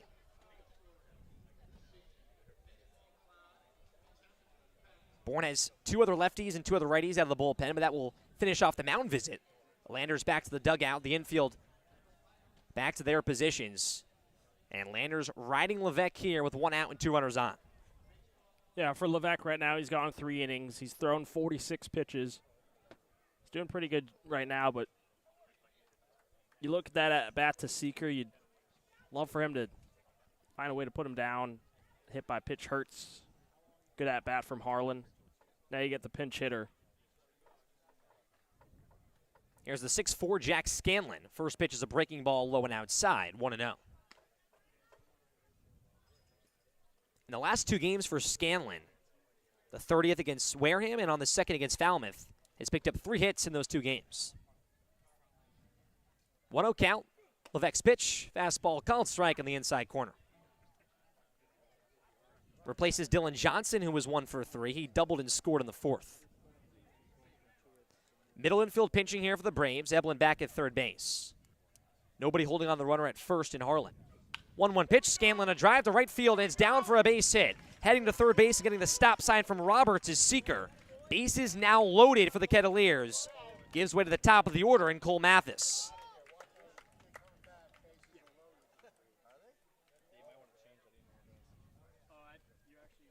And more of a question here. Obviously, such a big cushion for the Braves. And Matt and I talked about it during the break as Landers walks out again. This may do it for Levesque. But how long do you go with Levesque into the bullpen, saving pitching for a long 10 days coming up if Bourne can get there? But Landers comes out. Bryce Cunningham standing outside the dugout as well to clap the guy that came in right after him. What an afternoon here for Tristan Levesque. Out of the bullpen in his third appearance and maybe his best one so far. He'll get some handshakes from the infield and walk off the mound, and some claps here from the Bourne faithful. Bases loaded, one out. The night comes to the close for Tristan Levesque. We'll get you the new pitcher and everything you need to know when we return on the Bourne Braves Broadcast Network.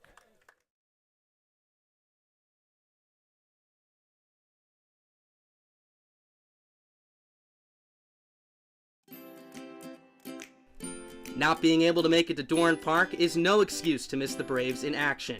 You can watch every Bravos home game live on the Bourne Braves television network. From stellar pitching performances, dazzling defensive plays, and big-time power displays, you can catch it all from the comfort of your home. It's your favorite Cape League team live on your screen. Just head to the Bourne Braves YouTube and join the fun. You can catch the Bourne Braves all summer long at Doran Park. With more than 20 home games this season, Braves baseball is just a short drive away, whether you're on or off the Cape. With free admission to every Cape Cod League game, nights at Doran Park provide family fun for everyone. First pitch for all Braves home games is at 6, and you can check out the Bravos' full schedule over at our website, bournebraves.org.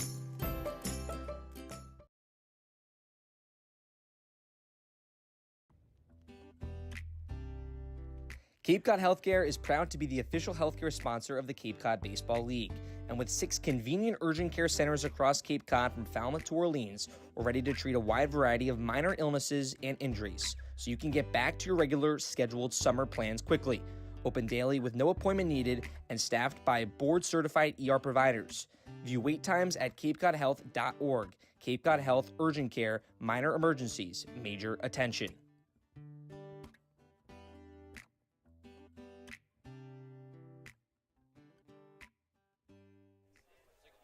Bottom of the 8th here from Lowell Park. Bases loaded for the Kettleers and one out. The night comes to the close for Tristan Levesque. 3 innings, 3 hits, only 1 earned run, walked nobody on 3 punch-outs. His best appearance so far to the bullpen for the Bravos. Gives way to the righty out of UConn, Brady Afton. Be the 10th appearance for Afton. He's 2-0 with a 1.80 ERA. 15 strikeouts to 7 walks for Afton. His last appearance came at Polar Park against the Gatemen. 2 innings, no runs, no hits, and 1 strikeout on 1 walk. He'll face the top of the order here in Cole Mathis. Cotuit trailing Bourne 14-3. It's Scanlon off first, Harlan off second, and Seeker off third base. Mathis with 2 RBIs and 2 doubles so far in this one. From the stretch is Apta, first base side of the rubber. Here's the first pitch. Breaking ball popped up out of play.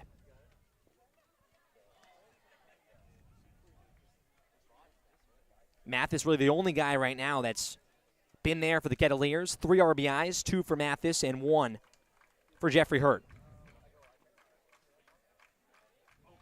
The righty sets. 0-1 pitch. Fastball swing and a miss. 91 on the upper half. 0-2.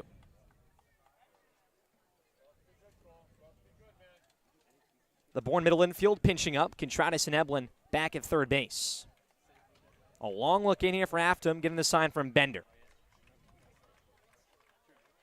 Here's the 0-2 pitch. Ground ball up the middle. Crota Grauer shades over, picks it up on the backhand. No flip to Vastine, and nobody will be out. Seeker will score on the infield single from Cole Mathis. His 3rd RBI makes it 14-4. It's a soft contact just off the end of the bat. You know, the kind of contact you want to create, but it's just a long run for Crota Grauer and Vastine to try and pick that ball up. Here's the lefty now in Sean Keys. Base is still loaded. Here's the ready Afton. First pitch, it's an off-speed outside, 1-0.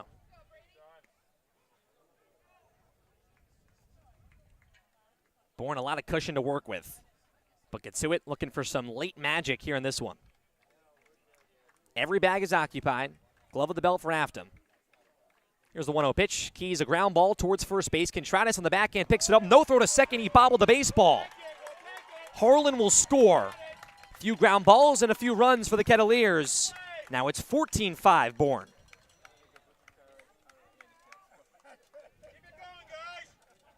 Just got to take a deep breath here if you're Bourne. Infield, outfield, catcher, pitching staff.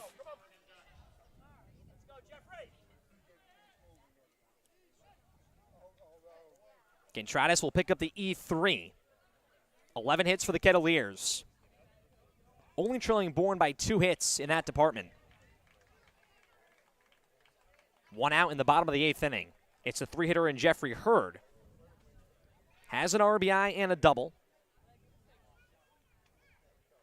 He's 2 for 3 so far. That sac fly was the RBI. Base is juiced once again for Cotuit. Hurd the lefty, bat on his shoulder, now waves it around. Brady Afton sets, highlight kick, fires. Breaking ball low and outside, 1-0. It's Scanlon now on third base. He pinch hit, kept this rally going. Mathis off second, Keys off first. Here's the 1-0 pitch to Hurd. Swing and a miss. Afton up the ladder on the heater, 1-1.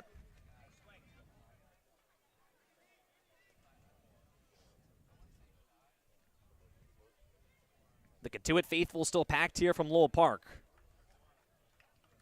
Some claps on the third base side. The Cats looking to get back. 1-1 pitch, fastball called, strike on the outside corner. Great spot from Afton, works it back 1-2.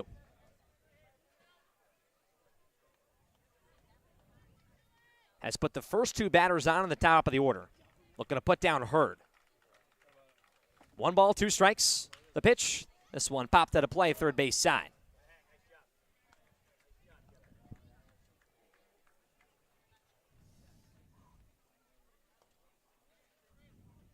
Hurd has been a big push in this Kettleers lineup since joining the team. Looking for his 3rd hit here in this one. 1 ball, 2 strikes, 1 away. Here's the pitch from Afton. Cold swing and a miss. Big pitch there from Afton, low and inside on the breaking ball. Out in front was Hurd, out number 2. Big second out there for Brady and Bourne here. Especially against the lefty there and Hurd. Someone who's seen the ball really well since getting to the Cape. Brings up the cleanup spot in Trevor Haskins. 2 outs. Afton's first pitch, a wave and a miss. Back to that breaking ball. For Haskins, he's 1 for 4. Reached twice, a single and an E5 back in the 7th. Base is still loaded for the Kettleers. Here's the 0-1 pitch. This one will miss in the inside corner, 1-1. It's Keys still off first base. Mathis off second, his 3rd RBI with that single. And Scanlon off third base. The 1-1 pitch to Haskins, popped up first base side. It will sail out of play.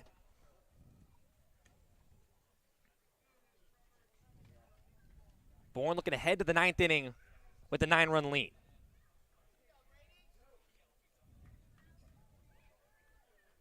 Two runs already for Cotuit here in the bottom of the 8th inning. Brady Afton looking to keep it where it is. 1-2 with 2 away.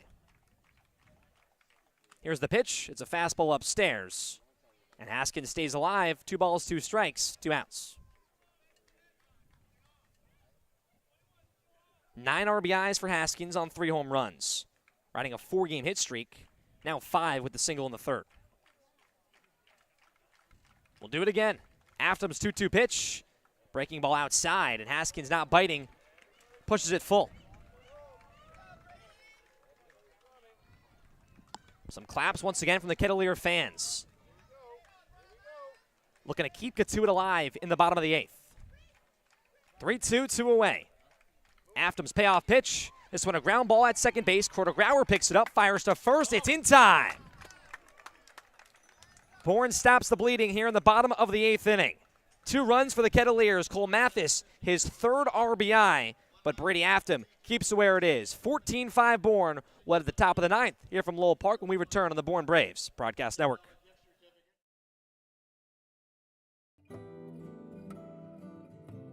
Commercial Electric Solutions, Cape Cod's most valued and professional electric subcontractor who has been providing exceptional services to both commercial and residential customers for over 10 years. Do you have an electric problem? CES has the solution.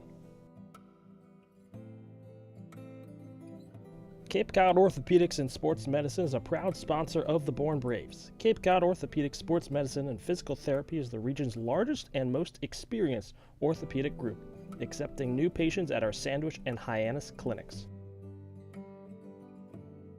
Convention Data Services, or CDS, is a technology company based in Bourne and a proud supporter of Cape Cod baseball. Since 1986, CDS has been delivering customized solutions to the global trade show industry.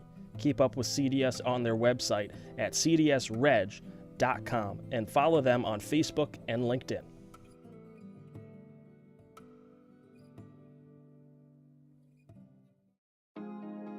Marty Chevrolet, your dealer for the people, proudly supports the Bourne Braves baseball team. See all our cars and trucks at martychevrolet.com and go Braves.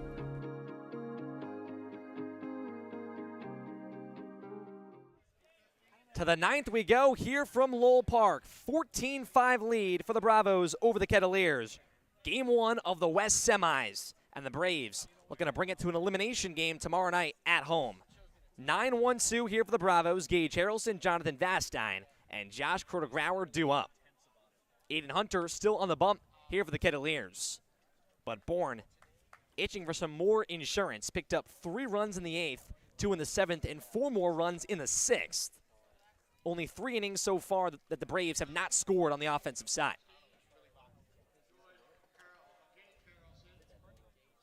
The lefty and Harrelson steps in here. He's 1 for 4, singled and scored back in the 6th. The righty and Hunter from the windup. Here's the first pitch. It's a breaking ball called strike on the inside corner.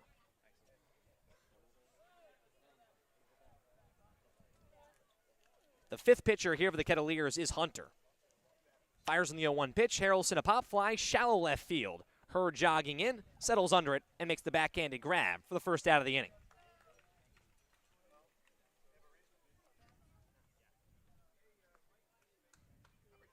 Second time that Harrelson has flown out to left field to Hurd. Gives way to the top of the order. It's another lefty in Jonathan Vastine. Vastine still in search of his first hit in this one. Walked and scored in the 4th. First pitch from Hunter, it's a fastball outside, 1-0. Third baseman and Keys in on the grass, middle infield back. Hunter from the windup, 1-0 breaking ball, just above the letters of Vastine. 2 balls, no strikes. Hunter works very quick. Glove with the face from the first base side of the rubber. His 2-0 pitch, fastball up and away. 3 straight balls to Vastine. 13 hits for the Braves. It's been all Bravos here in this one. Hunter looking to work back. 3-0 pitch, fastball outside, ball 4. A 4-pitch walk for Vastine, the second time he'll walk here in this one. And Josh Kroeger-Grauer now steps in, a double shy of the cycle.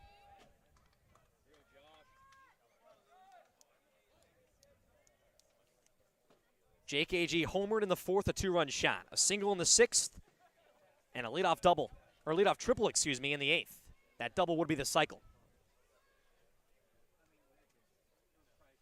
Hunter sets. First pitch breaking ball outside, 1-0.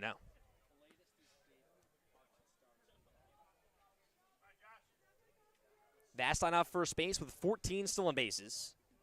Has a 2-step lead. Hunter from the stretch. 1-0 pitch. Breaking ball inside, 2-0.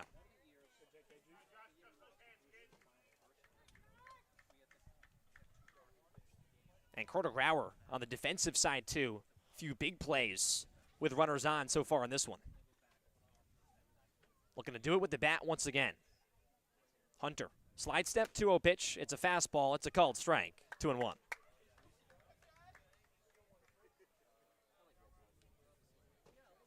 Bourne looking to get above 500 on the road this summer. 11-11-1 coming into this one. Hunter's 2-1 pitch. This one back in the zone on the heater. 91 there from the righty. 2-2. Middle infield pitching here for the Kettleers of Haskins and Harlan. Hunter, deep breath. 2-2 breaking ball, swing and a miss. Carter Grauer down swinging. Second punch out for Hunter, and there's 2 away.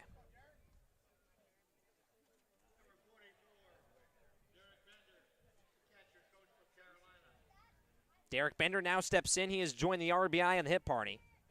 Had an RBI double in the 6th inning. Vastine still off first base with that 2-step lead. Mathis holding him on. Hunter sets the slide step, the first pitch. It's a fastball at the letters, called strike.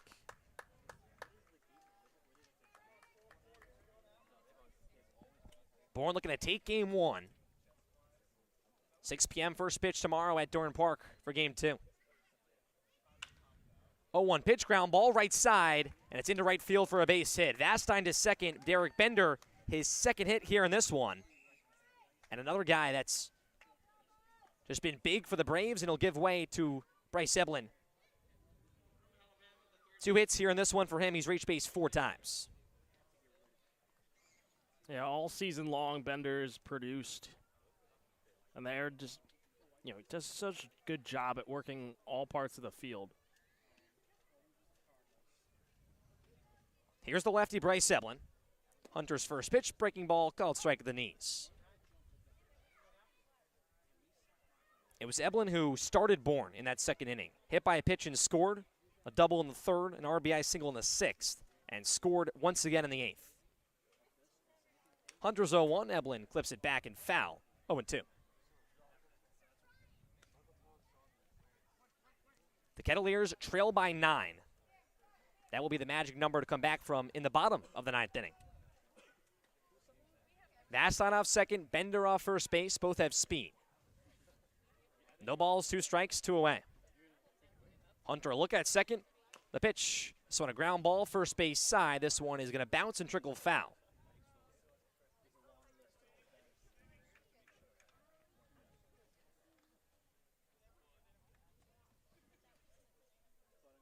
Some clouds coming in here from Lowell Park.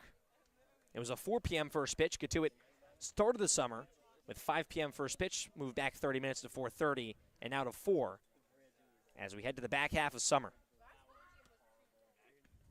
No balls, 2 strikes. Hunter looking to stop it in the top of the 9th. The pitch, fastball up and away. And Eblin stays alive on a 1-2 count. Third baseman and Keys still in, the shortstop and Haskins, right behind Vastine at second base. Mathis not holding on Bender at first. Hunter. 1-2 pitch, breaking ball low in the dirt. Eblin not biting. 2-2.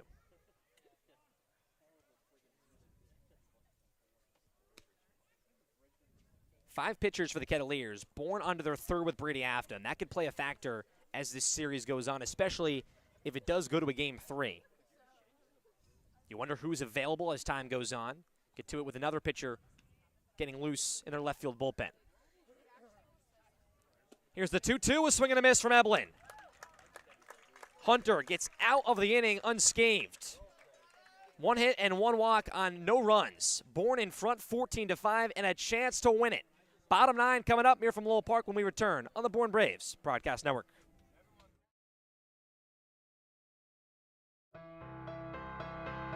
The Bourne Braves organization is looking for families willing to host 1 or 2 players for the Cape League season. It generally runs from the first week in June to early August, and the bond between many host families and their players extend beyond the summer and form lifelong friendships. If you are interested in learning more about this opportunity, visit bournebraves.org. Braves fans living on the Cape far from Dorn Park? Too far of a drive to make the trip west on any given night? Well, don't worry, because the Braves are coming to you. The Bravos' full slate of games includes trips to all East destinations, including Orleans, Chatham, Brewster, Harwich, and Yarmouth, as well as West Division road trips to Cotuit, Hyannis, down south to Falmouth, and off Cape to Wareham.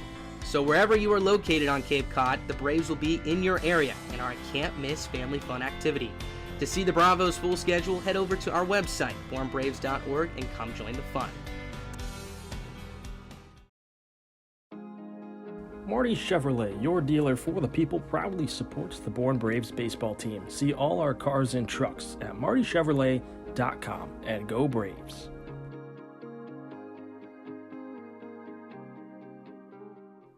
We head to the bottom of the 9th inning here from Lowell Park. Game 1 of the West Semis. Bourne in front of Cotuit 14-5, and looking to send it to an elimination game tomorrow from Dorn Park.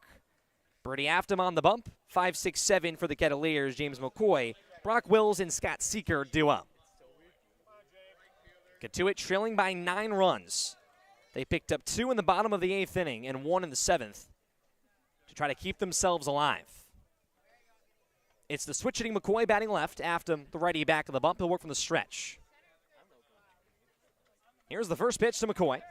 It's a fastball that went inside, 1-0.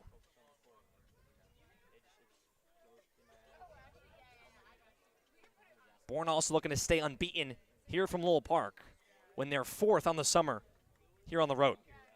1-0 pitch to McCoy. Called strike in the heater from Afton, right on the outside corner.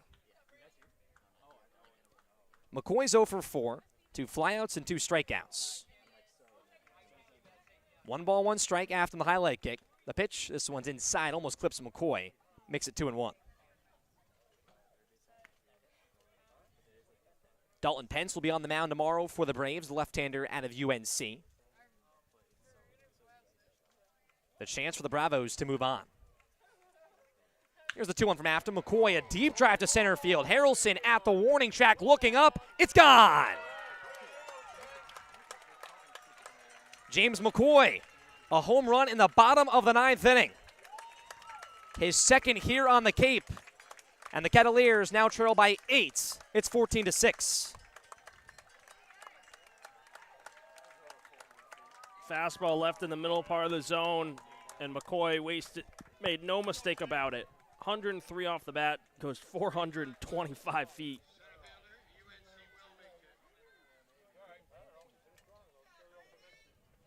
What a shot there from McCoy. His 13th RBI on the solo homer. Here's Brock Wills with nobody out. Another lefty on the order for Cotuit. First pitch, a wave and a miss. Right to the heater was Afton. Wills is 1 for 4, singled back in the second. 3 straight groundouts to Curtis Grauer at second. Afton glove with the belt.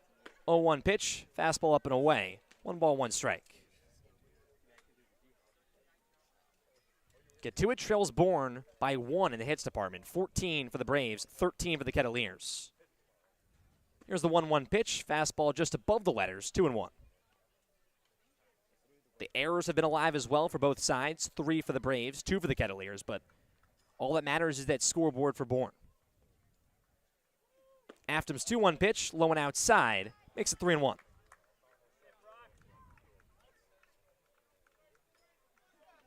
Cotuit not going away softly here at home. Scott Seeker on deck. Afton looking to work back. 3-1 pitch, fastball up and away. 5-pitch walk to Brock Wills. Second time he'll reach base. Gives way to Scott Seeker with nobody out.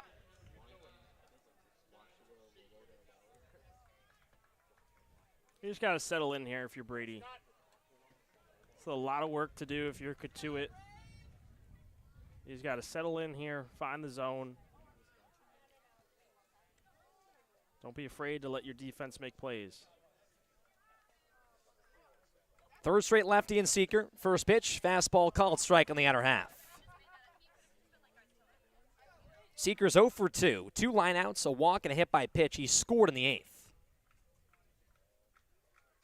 The set from Afton, the long look in. A look at first base. The 0-1. Fastball in the attic, 1-1.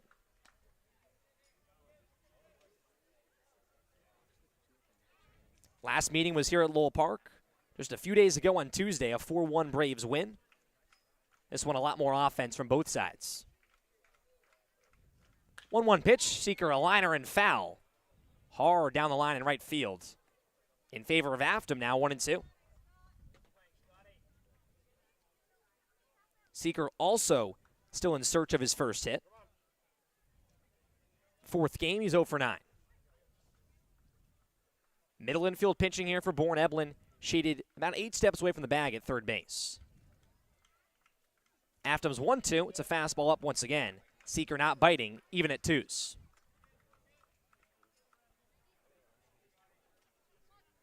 One strikeout for Afton so far. Has been a bright spot out of the bullpen for Bourne this summer. His 2-2 pitch. It's a grounder foul from Seeker above the dugout of Bourne.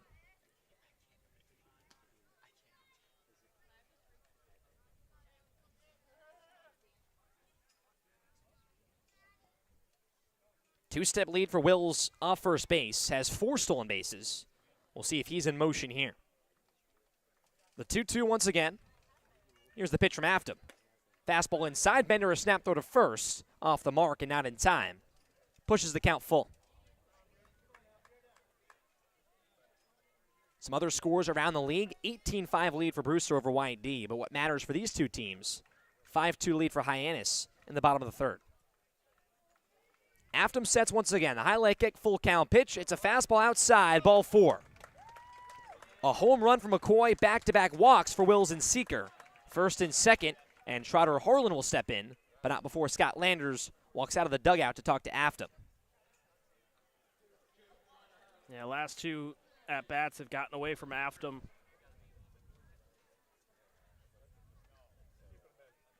Gotten ahead in counts, especially there to Seeker 1-2 count. You lost a little bit, but Scott's going to trust his guy and Brady.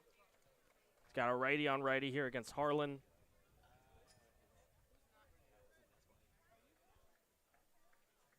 Afton has never had an appearance where he's allowed more than 2 earned runs. Allowed 2 earned runs against Orleans back in July 1st. Outside of that, it was just 1 earned run against Wareham on the 24th. 2 runners on here for the Kettleers, nobody out. Here's the righty in Trotter Harlan. Afton will look at second. First pitch, fastball down Main Street, 0-1. Harlan's 2 for 4, 2 strikeouts and 2 singles. He has scored twice. RBI chance for him. 0-1 pitch. It's a fastball off the mark. 1-1. Wills off second base. Seeker off first. Nobody holding on either runner. Bouncing around is Wills. 1-1 pitch. Cut on and miss from Harlan. Makes it 1-2.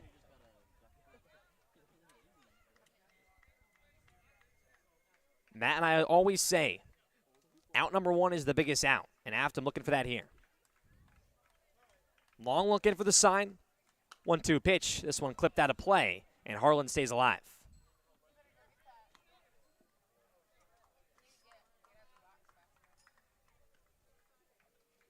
Bryce Eblin still back at third base. Vastine and Kroder Grauer shading up the middle. The outfield is straight away for the Braves. Here's Afton. The 1-2 offering. Swing and a miss.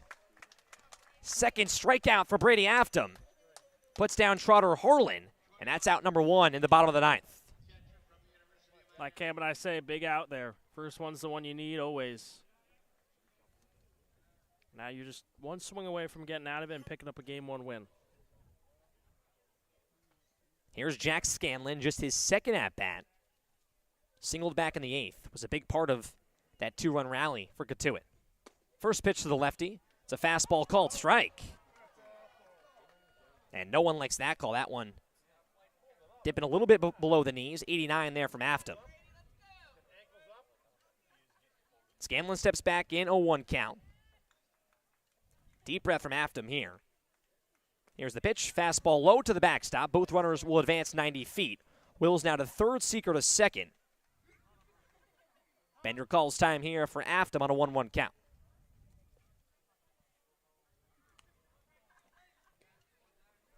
But as Matt said, Afton looking to bear down and get to tomorrow.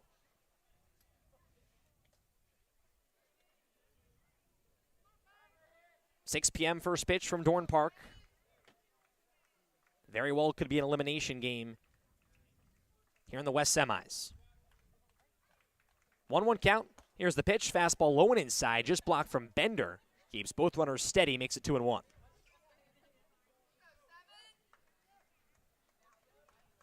And these meetings all year between these two teams have either been offensive blowouts or just very close pitchers' duels. We're seeing the offense here. 14 runs for Bourne, 6 for Cotuit. 2-1 count. Here's the offering from Afton. This one fouled out of play and works it all the way back 2-2.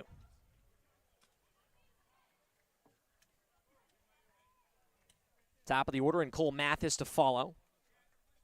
That bright spot for the Kettleers, 3 RBIs and 3 hits. And it's 2 doubles as well. But Afton first has to get through Scanlon. 2 balls, 2 strikes, 1 away. Here's the pitch, fastball up and inside. Moves the count full. Vastine holding on the runner and Seeker at second base. Wills is off the bag at third. Eblin 8 steps once again off the bag at the hot corner. 3 balls, 2 strikes.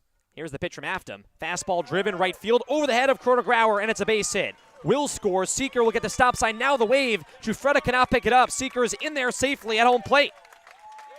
Jack Scanlon puts the 7th run on the board. His 2nd hit and the 8th as well. Bourne still in front 14-8, but the Kettleers not going away.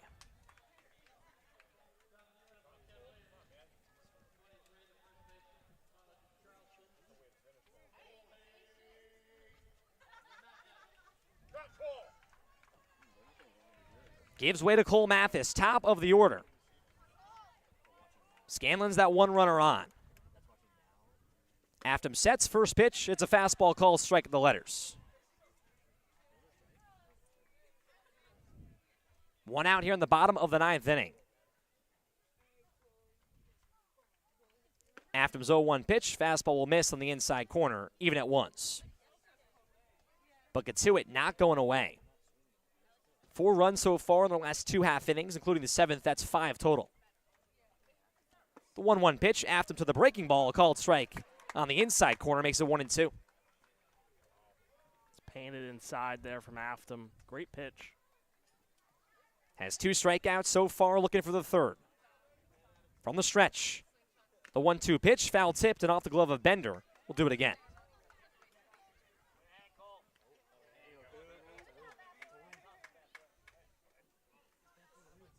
Middle infield pinching here for the Braves. Vastine and Grauer. Double play could do it. 2-step lead for Scanlon off first. Contreras holding him on. Now almost just a step lead from Scanlon. 1-2 pitch, clipped back out of play. Mathis not going away.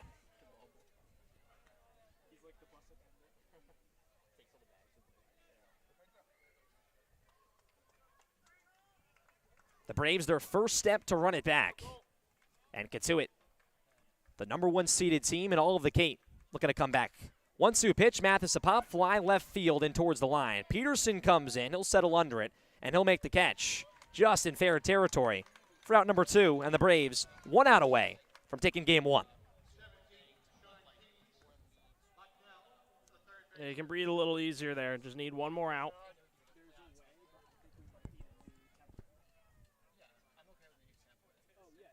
Long inning here for Afton. 2 walks, 2 hits, one of them being the home run to McCoy. Now faces the 2-hitter in Sean Keys. Here's the first pitch to the lefty. Fastball inside, he backs out of the way. 1-0.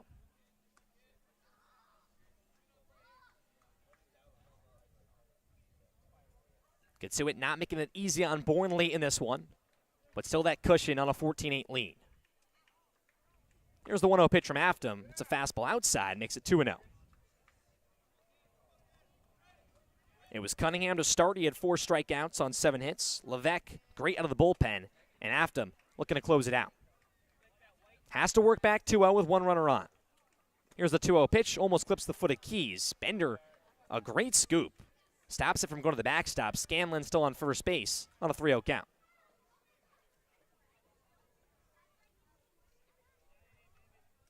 Jeffrey Hurd waits on deck. Has 2 hits and an RBI so far in this one. Afton's 3-0 pitch right down Broadway, and a chance here to work back. Just a 1-step lead for Scanlon off the bag at first base. Afton set already. Glove of the belt, 3-1 pitch. Keys fouls this one back, and the Braves 1 strike away.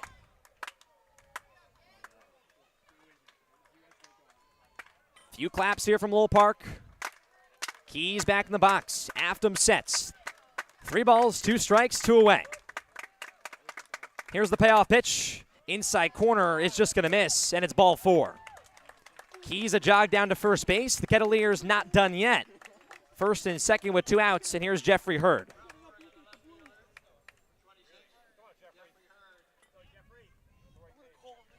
As we alluded to, Hurd with 2 hits, a sac fly in the 7th inning. Another lefty that Afton will have to face.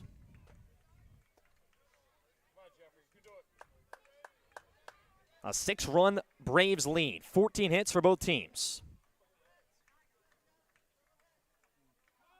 Time called here on the box. Bender, it was for him to talk to Afton. He'll jog out to the mound here for the first pitch to Hurd. Afton's had some command troubles today. It's not his usual self from what we've seen. 3 walks now here in this inning from him.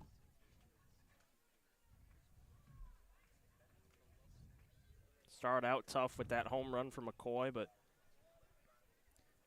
it's not so much that you give up runs. It's just the way you did give them up.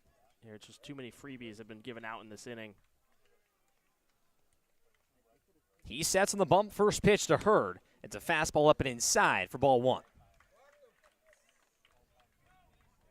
Scanlon now off second base. It's Keys off first. Can Cotuit keep it going, or can Afton shut the door? His 1-0 pitch, this one a pop fly, center field, this could do it. Vastine going back, Peterson coming in. Peterson will call him off, that's the ball game. Bourne takes game 1 of the West semis. They take down the number 1 seeded Kettleers 14-8 here from Lowell Park. And step 1 here in game 1 is complete for the Bravos. It wasn't pretty in the end, but man, Bourne's going to take game 1 any way they can get it every single time. You always want to start out with a win, and you got that win. Hits were even, but Bourne took advantage of their opportunities a lot more when they had chances. Cotuit, you look early on, and you just had opportunities. You couldn't capitalize. Got runs in the 4th, but you didn't really get that offense going until the back end. And Bourne had answers, and yeah, you made it close in the end, but it was going to be really tough if Cotuit wanted to find a way to win that game. Pitching kind of faltered a little bit for Bourne, but overall, you're going to be happy. You took game 1. That's the biggest thing that matters for you. You got great start from Cunningham. Levesque was good out of the bullpen as well. And your offense was there early. You love to see it for Josh Crodegrauer as well. The game he had, Sam Peterson too, Garrett Michelle, 3 guys you love to see be compliments going forward. And Matt, 3 different hitters in this Bourne lineup with multi-RBI games. You mentioned Crodegrauer, Sam Peterson with 3, 2 for Derek Bender. But we got to touch on JKG, a guy that was struggling coming to this game, batting right around 190. Picks up a home run, a triple, and a single. And those 3 RBIs, how big is that for the Braves, a guy that's been trusted to bat 2 in this lineup? Oh, it's huge. One, to get that home run, that little monkey off your back. Josh isn't exactly a power hitter, but, he knows he has it in him. He's had great hits, some that have gone to the wall, some ground rule doubles at Dorn Park. But for him, just going forward, someone that went through the playoff grind last year and now to come here and be full-time starter and deliver once again, it's huge for him. It's huge for the team just to get that momentum going forward. Now you shift your focus back to Dorn Park. This is a great game 1 win. You're focused on tomorrow. You want to shut it out. You want to shut down this game. You want to take game 2. You don't want to flirt around with game 3 coming back here. You've had success here, but you want to go back to Dorn Park. You have that momentum. You want to sweep them. 1 goal for the Braves. It's a win tomorrow to move on to the West Finals. We'll say our thank yous here from Lowell Park. For our producer, Ryan Bridges, keeping this whole thing going. For Ali Navarrete and Mojo Hill, who you heard on before the Bravos. Alongside Matt Scalzo, I'm Cam Manna. 5 wins to go for the Braves and a chance to take the series over Cotuit tomorrow night from Dorn Park. But for tonight, we'll say so long from Lowell Park of 14-8 Bourne victory.